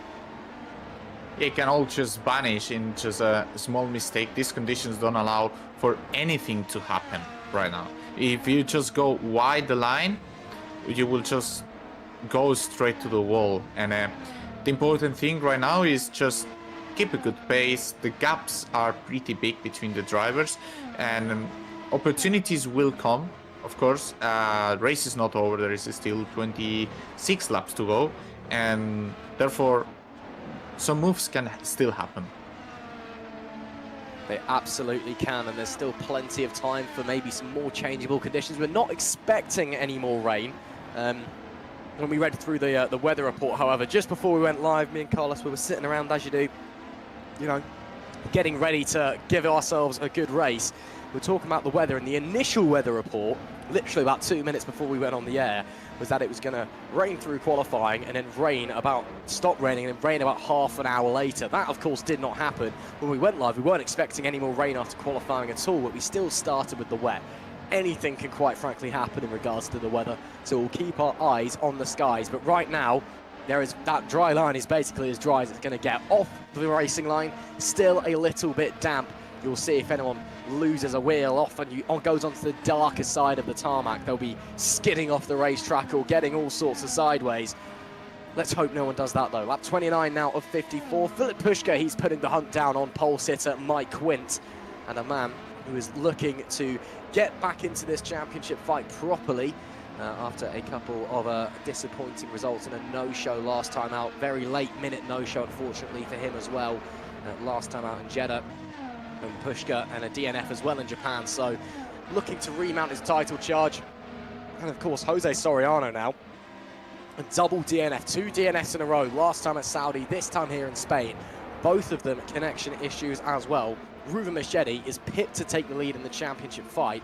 Philip Pushka, though, looking like he might get right up and involved there as well. So it's all to play for championship picture-wise. Yes, we are still early in the season, but of course, you want to start your fight early. You want to stake your claim, stamp your authority on the championship, and show that I am the man to be. I am the driver who you all want to be fighting with. Michelle Galka makes a mistake. That allows David Fidok to slide through into 20th place.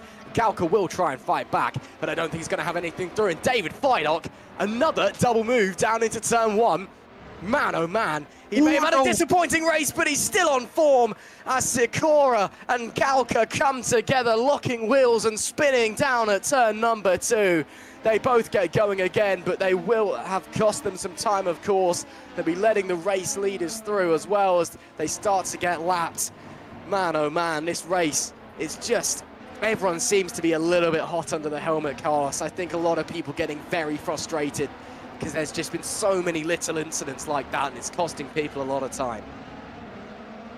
Yeah, this is incidents like this is just cost you an immense amount of time, and now especially that the conditions seem to be more stable for the rest of the race, it will be more difficult for these drivers to recover, as we see another yellow in sector 3. So yeah, these conditions, as we see, yeah, just the rookie monster driver trying to just go through the outside. It's Bulio's gone. Bulio's gone. Is that what happened in sector 3? Yeah, well, it looks like. Out. I mean, we saw as well, there was another moment earlier on, someone racing there, sliding off the racetrack and out of our picture. Here's Maxime Bulio coming into the final corner, very aggressive over the curbs. You can see the rear trying to kick out and then catches the curb, overcorrects and goes rear end into the barrier. Luckily, the engine hasn't exploded there, but that is a real shame for the Canadian who was running a solid race. And that means there's 21 drivers left in this one on lap 31 of 54. A war of attrition here in Spain. I don't think there's a single driver out there at this point who hasn't been caught up in some sort of chaos, some kind of incident. It is just hold on and pray the racing gods, pray that Lady Luck is smiling down on you a little bit today to try and give you the best race possible. Sandeep Singh, currently running in P7, doing a great job at the moment. And it's good to have him back, to be fair, Carlos. Maybe lost a little bit of the pace. He's not quite running up the front as he normally was last season, but also not quite in the same car. Yeah, not quite in the same car. Right now, this car is more or less same with the rest of the field. The Road to Formula had a bit of advantage over the rest, but you build the advantage after round 7 approximately. You start building the gap there, and then you can achieve good differences if the RD testing and everything goes your own way. Right now we see him in P7. He started very far back in the grid. He had some incidents the early stages of the race. He started on the intermediate, which out of the top 7, I would say only Quint and Murno started on the wet tires, I would say, if I'm not mistaken. So there he goes, starting on the intermediate, as I mentioned to you in the warm-up, was the right decision. So thank me for that. But yeah, it's a very different car, and right now it's more or less on par with the rest of the field. So yeah, it will take some time for him to adapt to. Ooh, as we see him losing the rear here, touching the curbs. Some of them okay, some of them not the ideal thing to do. But yeah, it just takes a bit of time to adapt to a new car, of course. Yeah, absolutely. But he's doing a good job out there on the racetrack is the moment, Sandeep Singh. And let's see if he can try and fight his way forwards. We've got Mika Hakimi in front, David Krupa behind. Can he chase down the Malaysian driver and get up into 6th place potentially? Not much of a gap separating everyone really from Jan Dragoon down. Machete, well, he's booked his ticket, he's checked out, he's got on the plane, he's flown off, he's 13 seconds up the road on Murno in 2nd place. Jan Dragoon a further 8 seconds back, but then everyone's about 3 or so seconds. Although, as I say that, Philip Pushka comes into the pit lane. So Philip Pushka and David Krupa as well, so clearly time for another set of tyres. Both of them were on the soft rubber. Let's see what they go on to. Of course, you don't have to use 2 different compounds in this race. We did start in the wet, so you're free to choose whatever tyres you want. If you want to use 2 different compounds, that's fine. As Philip Pushka heads out on another set of the softs, he thinks they can go to the end, just a touch over 20 laps. And he seems pretty confident that they will make it that distance. We'll have to wait and see. The Drake Racing driver out in 13th place let's see what everyone else does then, Carlos, especially when we've got to consider a couple of drivers out there on the mediums, the likes of Ruven Machete, Jan Dragoon, they're all on the medium tyres, so they'll be able to go a little bit longer and then maybe onto the softs for the final stint. Yeah, Pushka has done 15 laps with a medium, so I guess he can do a bit more, right? Actually, it just updated now to the medium. So yeah, it makes more sense that he sets the mediums now. He can perfectly make it to the end of the race. As we see, he goes for the move. Ooh. Yeah, the car started sliding on the inside, and then you just don't control the car anymore. You're just a passenger wherever the car leads you. So yeah, for now it's just he needs to try to gain this position and finish the race. It would be a great result considering his starting position and everything. I think it will be a relatively easy overtake. I don't think there is any point to actually defend this from Canapino. It just makes the move stick before turn 1 and just makes it through turn 2 as well. Yeah, that's why I was believing maybe the right choice was to go on the hards, given that many drivers were pitting with 30, 36, 35 laps to go. I thought it was the right decision, but I mean, if they think that a soft medium is faster than a hard run, or a double soft is faster, then just go for it.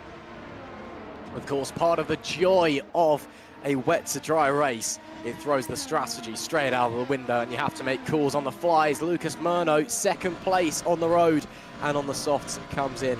Let's see if he goes on to another set of the softs, or it will be mediums to the end. Looks like it will be softs. And the Fusion Racing driver standing in this evening for MK Dejeu will head back out onto the circuit in about P6, or P7 should I say, as there goes Norbert Jakab sliding on by, but he will hold on ahead of Alexander Ragotza. Just like to say as well, you're seeing now DRS starting to be opened. We saw a moment ago Philip Pushka using it to get past some drivers there. So obviously we don't have you know, someone actually sitting there determining when we can allow the DRS to go again. That's all an in-game decision. So we don't know when that's going to come, and we're not told when it happens as well. But the drivers are told, and well, clearly that message has come through. The conditions are dry enough, they are safe enough to use the DRS in the DRS zones when you're within a second of the driver in front, of course. Just opens up that little flap on the rear wing, gives you a little bit of an extra speed boost down the straights, reduces the drag, hence the name. Luke Mitchell, currently 8th place ahead of Alexander Ragotza, and doing a fine enough job at the moment. A couple of seconds behind Luca Merlo in front. Merlo, of course, did just come into the pit lane and will be on fresh tyres, so I don't think Mitchell will be trying to catch him anytime soon. And Merlo has shown phenomenal pace so far in this race as well. Been running well up in the podium positions. Ruven Machete leads by 21, nearly 22 seconds. He's almost got a free pit stop. Jan Dragoon in P2, Mike Quint, pole sitter in P3, Mika Hakimi, though, in P4. That is someone to watch. I think Hakimi could be a dark horse for a podium in this one, Carlos. I think he's played the strategy really, really well. He's been running quickly all day. He's put himself in some fantastic positions. He's not got caught up in any of the drama. And I think he stands a really solid chance to be in a solid place for a podium position when the likes of Mike Quint and Jan Dragoon pit in front of him. So we'll have to wait and see. There's still a long way to go, but I think Hakimi could be making his way up into the podium in only his second appearance of the season. Isn't he going to lose the position to Pushka, I think? By the looks of it, I think he's yet to pit. I don't think you can last the mediums until the very end. Yeah, you will have a higher end on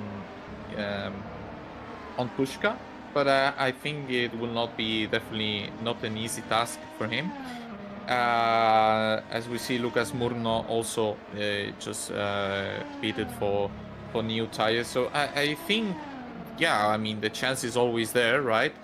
But I think something needs to happen for Hakimi to actually achieve a podium today. We'll have to wait and see if he's got the pace, but either way, it's been a very impressive run from the Malaysian driver and doing a fantastic job after a disappointing showing in Saudi Arabia last time, going, no, that's not my normal pace, this is what I can actually do. Sandeep Singh comes in for his final stop, set of the mediums for the Brem GP stand-in. And he'll make his way out of the pits just behind Harry Smith, I believe. And, or maybe just in front, actually. Depends where Harry Smith is on the racetrack. There he is, and Sandeep Singh will just about hold on to that position.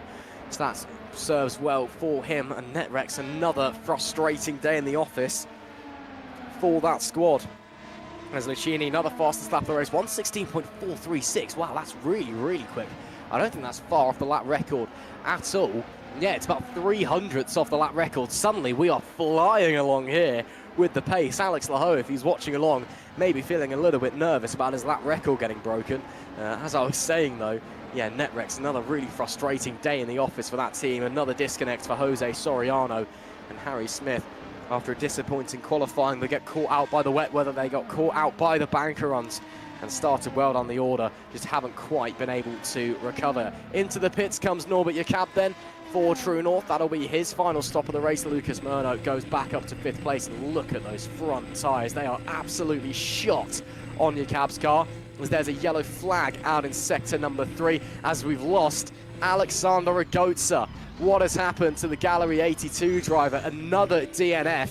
That, I believe, leaves 20 cars left in this race. Oh man, what a disaster for him, a real shame. Jakob goes back out on a set of the softs. Got a replay here. He was running pretty strongly, showing he was on the wet tyres apparently. Not sure. He was not. Yeah, no, there we go. So oh dear, that's huge, and that was blocky. Oh dear, collected someone as well. Oh, was it Luke Mitchell? I believe it may have been Luke Mitchell, but that is, I mean, just a bit too much commitment into the pit lane, unfortunately. We'll watch it again. Alexander Ragotza, yes, of course, the pit lane will be a little bit more damp, but just comes in way too much speed, and oh man, just an explosion of carbon fiber. Luke Mitchell, they do tangle, and it may have caused him a bit of damage, and it did. No, a lot of damage, yeah. Oh, yeah, man. he's still in the pits repairing right now, even after the replay, so yeah.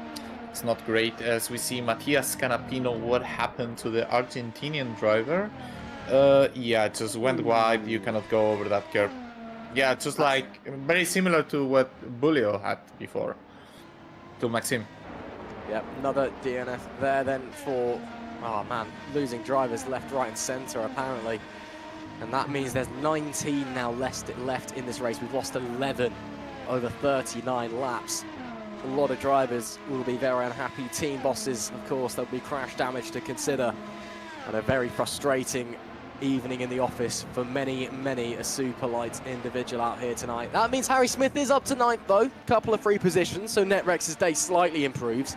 But he also has Norbert Jakob just behind him, who's on a fresh set of rubber, so that's going to be quite hard for the Englishman to hold off the Hungarian.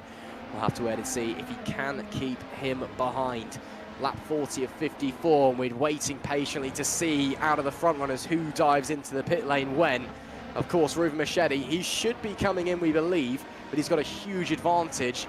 He's basically got one hand on the first place trophy of this race already, but it's your likes of Jan Dragoon, Mike Quint, Mika Hakimi. When do they come in?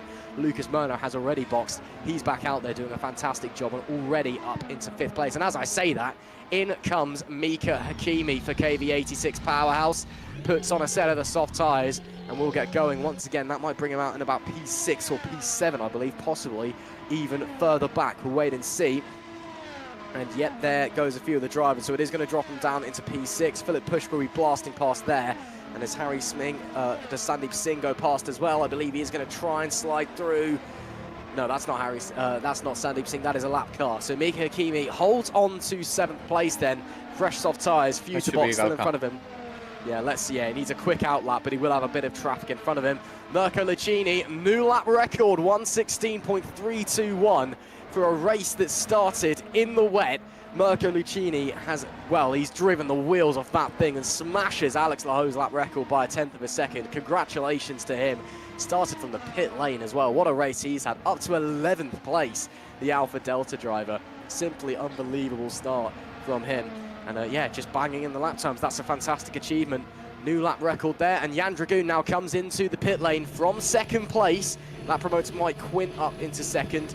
But he should have a free pit stop over Lucas Murno, I think. Has to wait for his teammate as he almost then drives into his pit stall. Set of these soft compounded tyres go on. Murno will get through. Krupa, though, should still be behind. So Jan Dragoon, he's got about 10, 12, 13 laps to push on, try and catch the Fusion Racing driver. Yeah, he will have quite some laps to actually catch on him, but I think 11 seconds is too much of a big gap.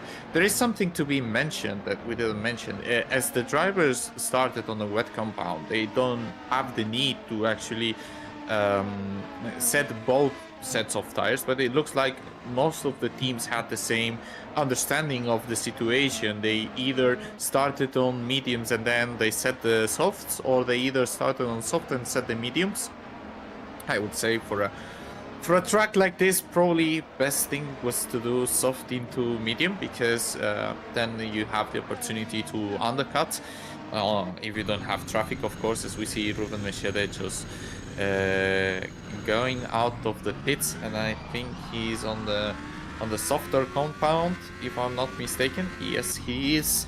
As we see Mike Quint also going for a quick pit stop, and we'll have the tire update. I can see on race view he's on soft right now. So yes, this is the trend that has happened. They all considered that medium into soft was the best option, considering the laps that they were lasting. And another, well, as we see Hakimi taking the fastest lap of the race, I think, yeah, these soft runners will have a really good run right now. But maybe when they do like 6 to 7 laps, the gap between tires starts shrinking, and then it wouldn't make a big difference at the end of the race. But yeah, Dragoon has had such a hectic race today. He has had an incident in lap 1, which we are yet to know what really happened today to him, because maybe it took him the possibility to be in P2 right now. And yeah, Quinn. Oh no! Hakimi! Wow! I mean, talk about car control, getting it saved. Just there he goes. Oh no, no! Oh, they're gonna touch! Oh goodness me! On the wow, really banging wheels with Sandeep Singh. Mika Hakimi frustrated at his mistake, doesn't want to let the experience Singh through, and will hold on. But I don't think Sandeep Singh is going to be very happy with that one. A small mistake from Hakimi led to a big 180. Had to get the car turned around in the middle of the straight while still going backwards, and somehow holds on to P6. But now Singh, DRS, pushed to pass. This is going to be nice and easy. Hakimi aggressive defending to the inside. Singh all the way around the outside.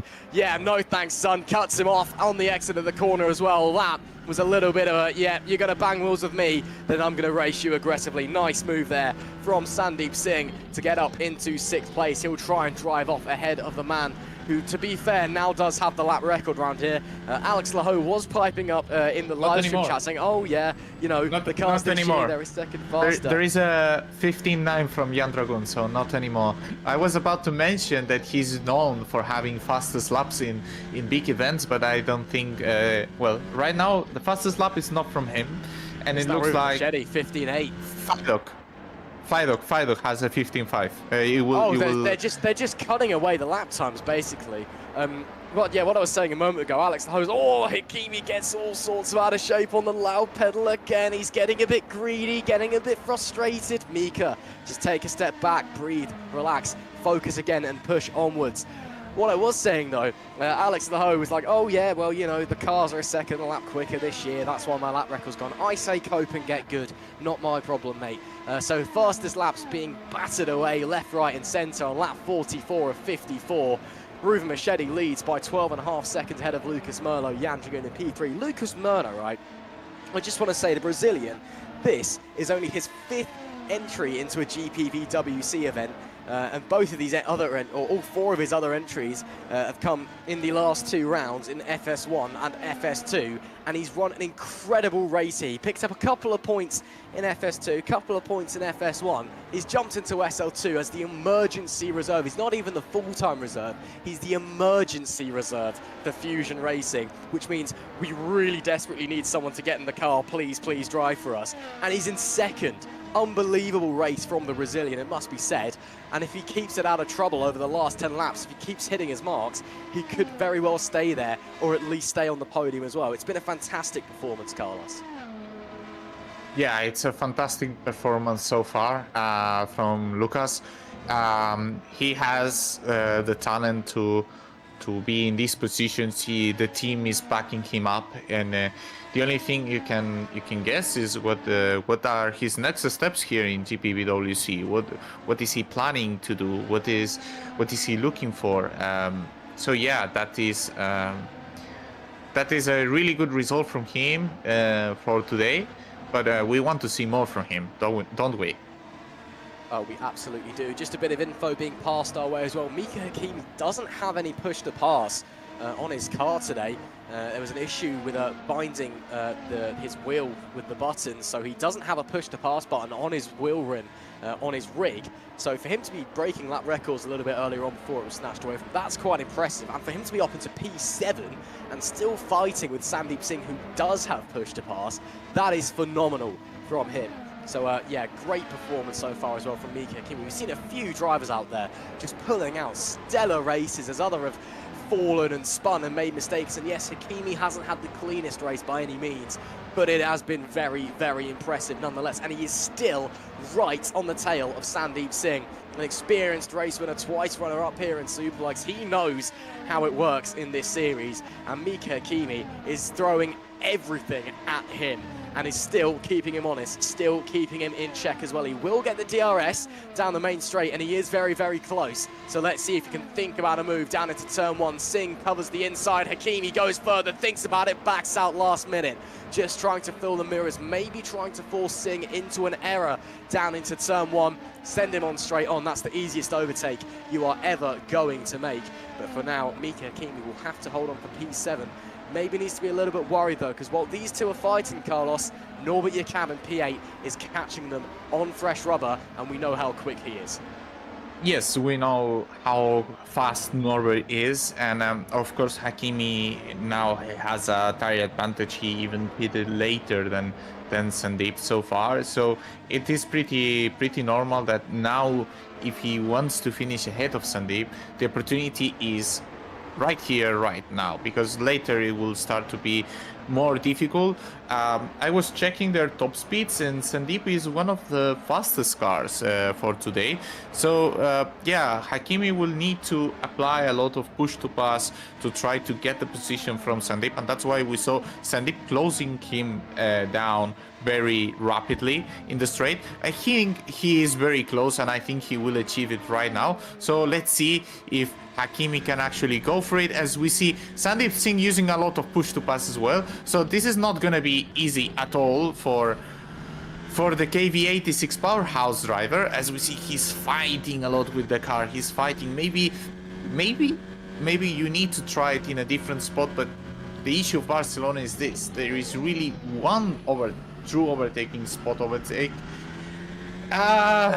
Well, he doesn't have such an advantage to actually try and overtake into turn 5 or maybe into turn 10. It doesn't look like to have this kind of advantage, as we see him attacking a lot this turn 7-8, which is lovely to do when you have the right settings to do. We see how fast he is here into turn 10, and here Sandeep damage as well. Look at this. Oh damage. yeah, It's not straight. yeah, he's got damage. Yeah, he's got damage. Probably this is from a lot of fighting here with the. This is not good for the tires. A spoiler. I think it's pretty obvious. I'm not sure if Sandeep actually has maybe damage as well. I don't think it's the right moment to check right now, as we're heading into the main overtaking spot here in the circuit of Catalonia, Barcelona, Catalonia must be said. But yeah, you can see how much he pulls out. He's doing the snake, which is just to cut the slipstream. Probably Hakimi doesn't have much push to pass remaining, and Sandeep has this situation under control, at least right now. And yeah, the difference in top speed is key for these drivers, and Sandeep has about 5 kph more top speed than Mika, so yeah, that's not gonna be an easy task.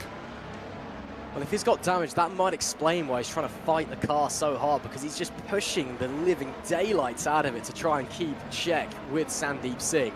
And again, no push to pass, damaged car. Hakimi is doing an unbelievable job. Oh, touches the grass on the way into the corner. He's really driving the wheels off that thing.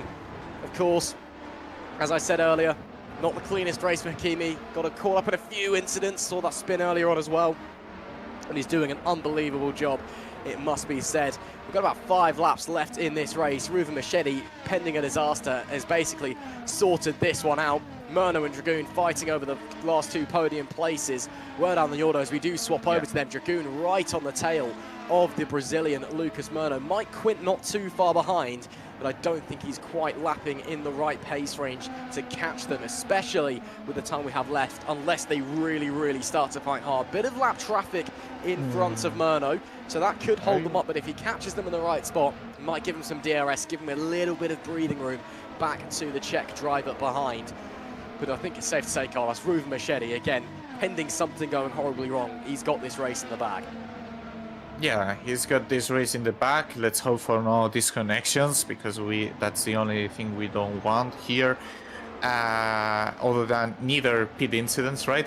But yeah, I think Quint might have a shot to Murno, because Murno is either struggling a lot. Last lap was very slow, it was a 17.8, whereas everyone at the front, they are racing in mid or low 16s. So yeah, as we see Jan Dragoon now, he will just go for the move. I don't think Lucas will actually defend it. Yeah, it's a smart. You're thinking on the podium, you're thinking on the P3, maybe just grab the DRS, maybe 1 lap of Dragoon, but at the speed gap that there is right now, I think it's very difficult for Murno to actually keep this P3. As we see, I thought I saw someone dropping positions in the standings. As Mirko Lucchini is out. Oh no, that completes the Alpha Delta race for today. As we will see now a replay, Lucchini was deep into the points, so let's hope it's not a DC. Oh no, please no, don't tell me. Oh man, that's heartbreaking. Disconnect. Oh wait, is he back on track? How? Oh, okay, that's interesting. Yeah, well, we'll wait and see what's going on. That's interesting. Well, he was back on track, then he's not back on track, then he is back on track, then he's not back on track. So some sort of issue there for. He's still there. He's still going. Well, not entirely sure, but Mirko Lucchini continues to push on round. There's Mika Hakimi still battling with Sandeep Singh and getting very close to the gearbox of the driver in front, and Norbert Jakab is now right with them as well. So a 3-way battle for 6th place on our hands. This could get very interesting indeed. Again, Hakimi damaged, no push to pass as well for the Malaysian driver, doing an excellent job. Sandeep Singh, there was a bit of elbows out between the pair of them earlier on. Now they're just racing hard. But while they're battling, it's invited Norbert Jakab, the Hungarian, to get involved, start pushing behind them and see if he can maybe make up a couple of places as his teammate currently on course for a 2nd place.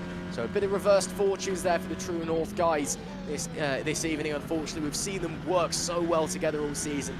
This evening, separated just a little bit. Dragoon on for a podium. Jakab looking to try and pick up as many points as he can. We'll have to wait and see. Bit of a wobble there. You hear Carlos Martin going oi oi oi, getting a little bit nervous, but for the time being, yes, he's pushing, yes, the car is moving. They're catching Pushka as well. They're catching Pushka as well, who is apparently as well. I didn't even notice that one. I mean, Pushka, a little bit of traffic to contend with, but they are catching him up very quickly. Oh, this could get really interesting, really fast, Carlos. What we've got 3. And Quint is very close to Lucas as well right now. The tires seem to not be lasting as much as drivers would have liked, and maybe they pushed a bit too much. And as we saw, Mika had the opportunity to attack into turn 11, but turn 11, no, turn 10. As we see here, an attack from the True North driver Norbert Jakab going through the outside into turn 1. So this is just as we see one of the DTF drivers just missing the corner, and now Norbert will have an actual go on both drivers. I think he will actually have an opportunity with Sandeep Singh and Filip Pushka, but it's weird that Hakimi just lost pace in the straight. I wonder. Well, let's see now the action here for the podium, as we see Mike Quinn just being super close to Lucas Murno. I don't think he will have a chance to actually defend this. The difference of tires here is insane, and I think now Lucas is paying the to not have the experience. Ooh, as he goes very wide. Yeah, I don't think now he stands even a chance to actually keep the position. Yeah, he's paying the price for not being experienced enough with SL2 cars, and yeah, it's important to drive them a lot, to know how to treat the tires. As we see Sandeep Singh actually going for the move probably on Filip Puška. He goes for the inside, as we see Norbert Jakob maybe going for the move as well, and Filip is gonna actually keep the position for now. Is he going to close the door here into turn 3? Great move by Sandeep, saying that he will have some air now from Norbert Jakob. Maybe the fact that Puška was there actually helped him to keep the position from Norbert Jakob. I mean, Jakob's closing speed into turn 1 was outrageous as well. He's clearly got quite a bit of push to pass left with that True North car. Can he try and get through Filip Puška sooner rather than later and take the fight for 5th place to Sandeep Singh? We are on the final lap of this race. Such is Ruven Machedy's advantage. He's almost half a lap ahead of these guys, quite frankly. He is well and truly up the road as that battle for those positions rage on. A real shame, of course, once again for Lucas Murno. As you said, Carlos, just that inexperience showing there, but he still had a fantastic drive. 4th place on your Superlights debut is not something to be upset about. That's a phenomenal result. Here we go then, 1 lap left to go for these boys. White flag out if you're from across the pond as they make their way across. Puška, P6. Can he try and fight Sandeep Singh? Can Norbert Jakob try and slide through? Puška to the inside. Hyper defensive line there. Forces Jakob out, squeezes Jakob as well, who on the curb gets it a little bit wrong. As there's Mika Hakimi, and then back to the Jakob, and Jakob off the road. There's someone round in the background. Is that McIntyre and Hakimi coming together? It was Daniel Scott was there. Yeah, Daniel Scott. Oh, chaos here going on late in the race. That was Daniel Scott and Maciej Pizkan in their fight for 16th place. At the front though, who else is it going to be but back-to-back race winner Ruven Machedy with an absolutely domineering display here at the Circuit de Barcelona, Catalonia, and takes his 2nd race win of the season in fine style, over 20 seconds clear of 2nd place.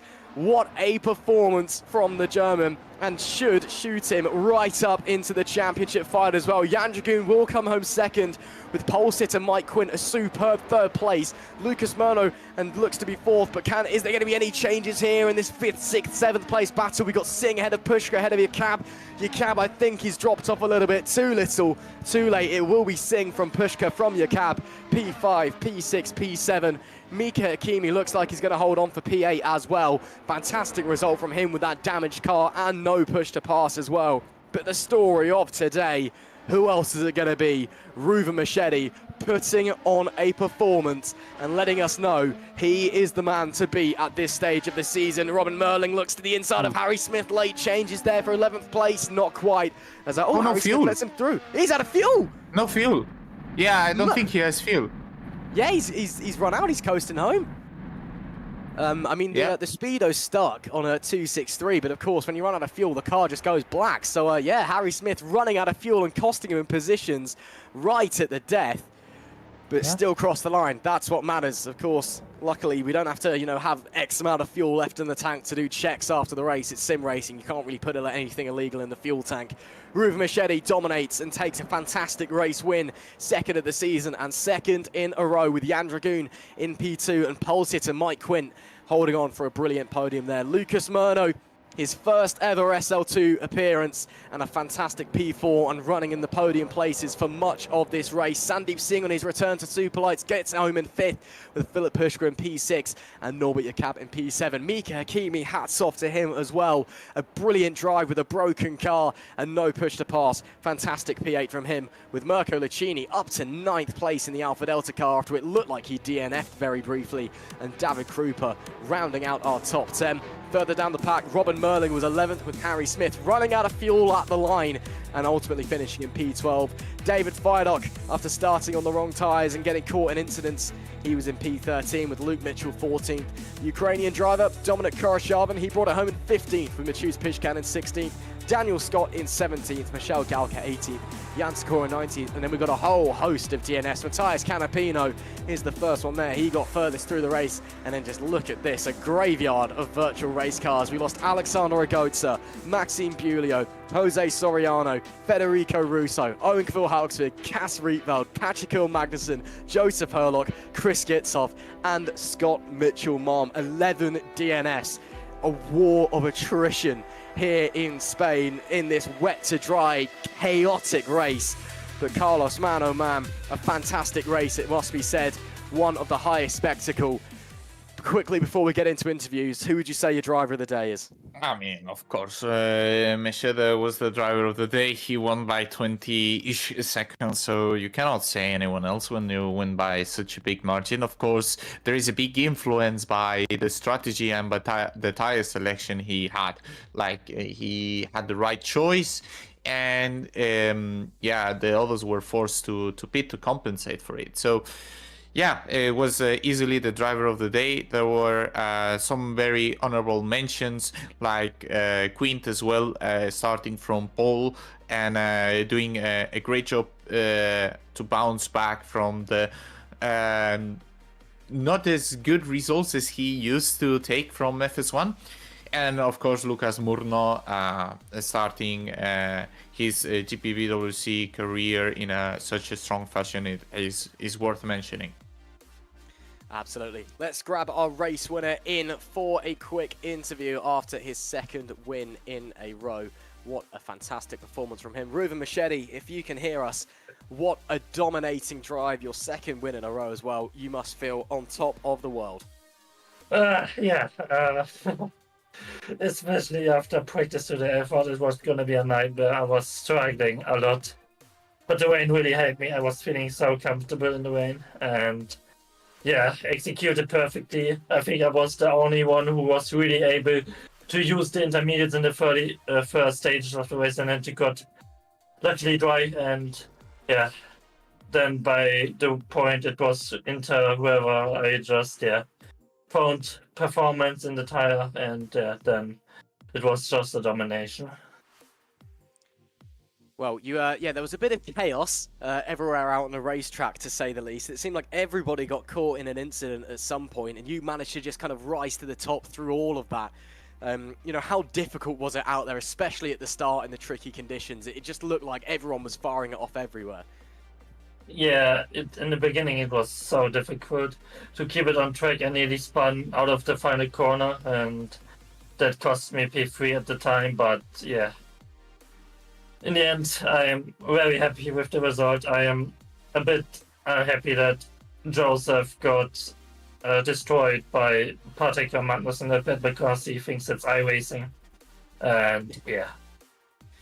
Yeah, that was a bit of a messy incident, unfortunately, there, but, you know, I'm sure we'll move and recover. We're heading stateside next time, off to the United States for round number 6. Are you looking to maybe make it 3 wins in a row? Hopefully. I'll have to wait and see. Carlos, any questions for our race winner? Well, first of all, congratulations, Ruven. You had amazing 3 results in a row. Let's not forget that Suzuka, it was also a P2, and that your season didn't start at Australia like many of the drivers would have. So you are clearly on the edge of Superlights.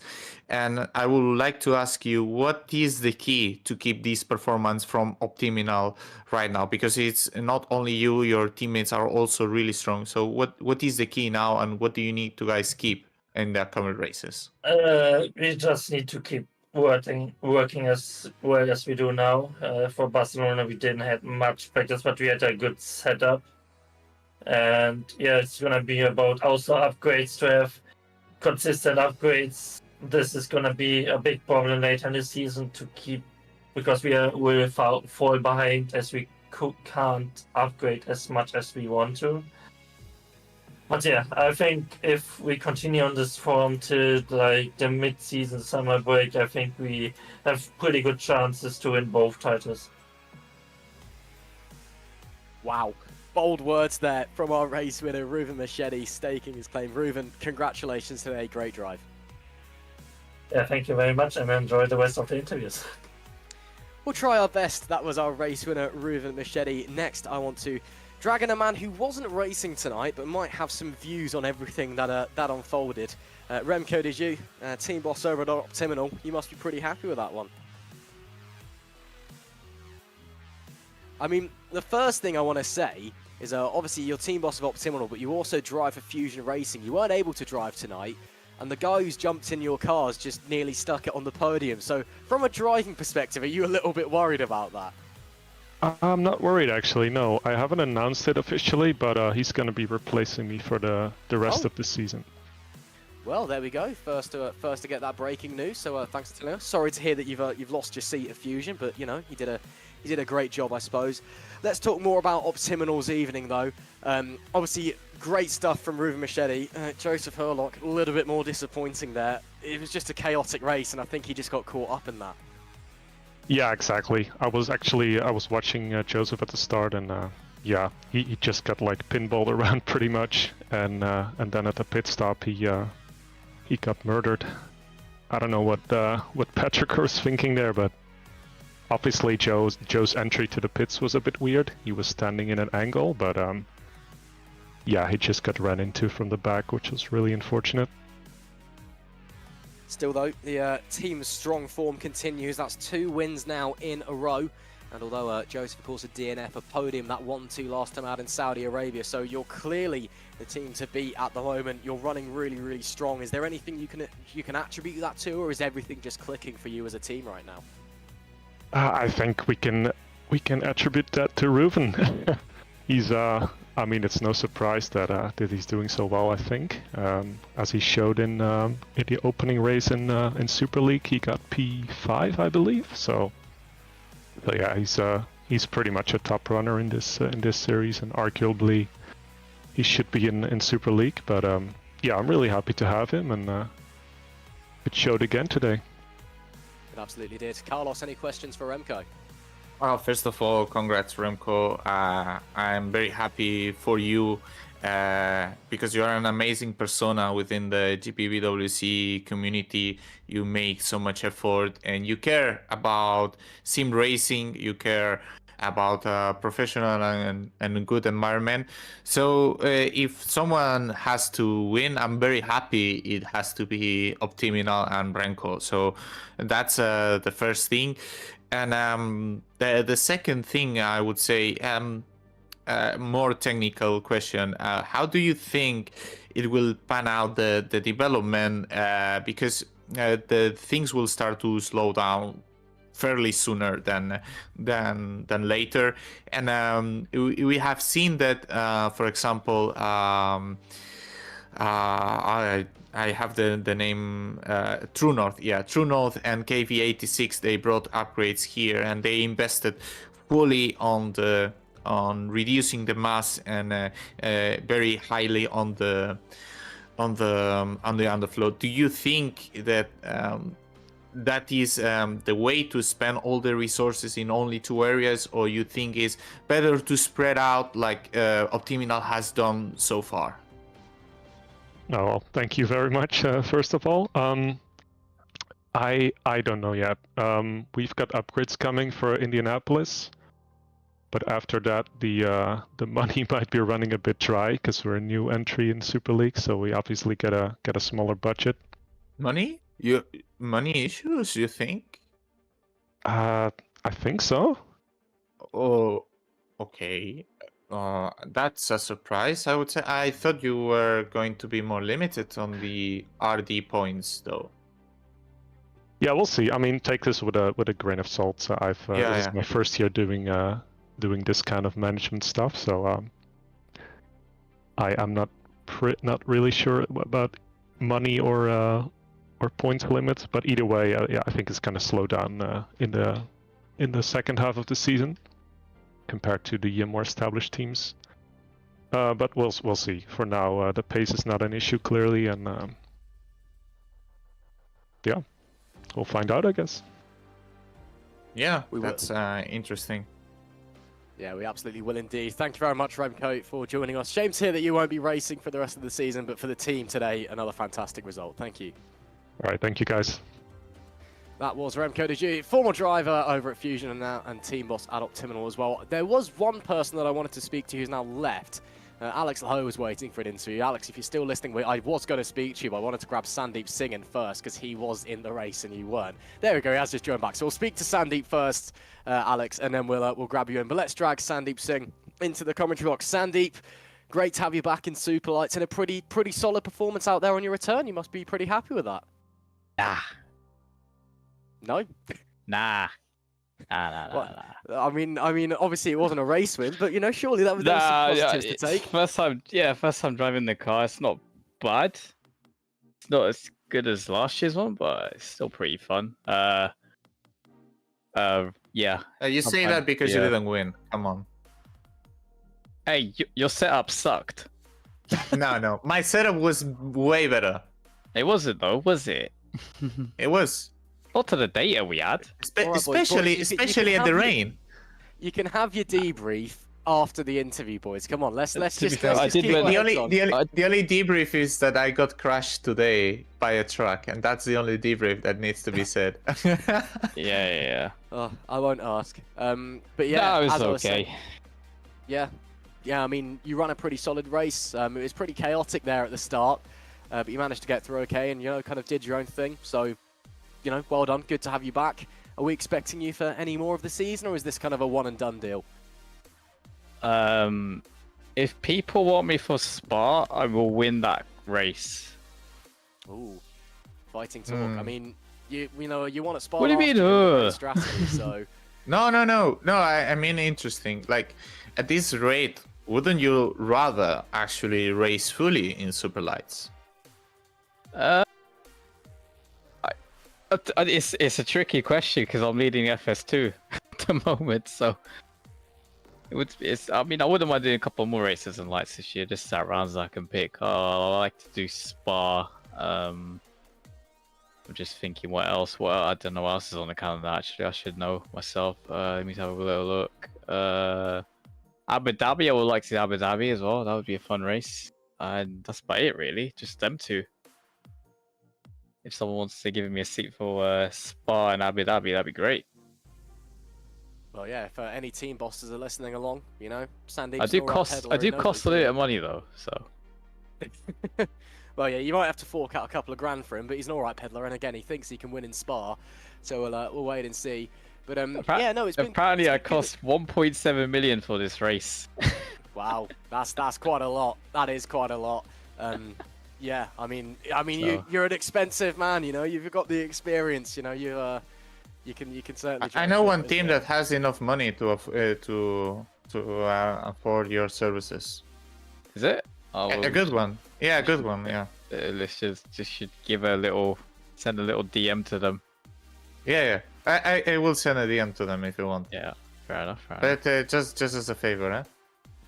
Yeah, that's good. That's good. Okay. Well, we'll have to wait and see. Maybe we'll see you across the rest of the season as well, Sandy. But it was great to have you back here this evening, and you may not realise it, but it was an all-right drive. So well done. Thank you. Goodbye. Yeah. Goodbye, Sandy. Great to have him in with us. Now then, we've got time for one quick one, and it's not a man who was racing today, but it is the reigning Superlights champion and a man who had his lap record smashed to smithereens. Alex Laho, you must be devastated by that news.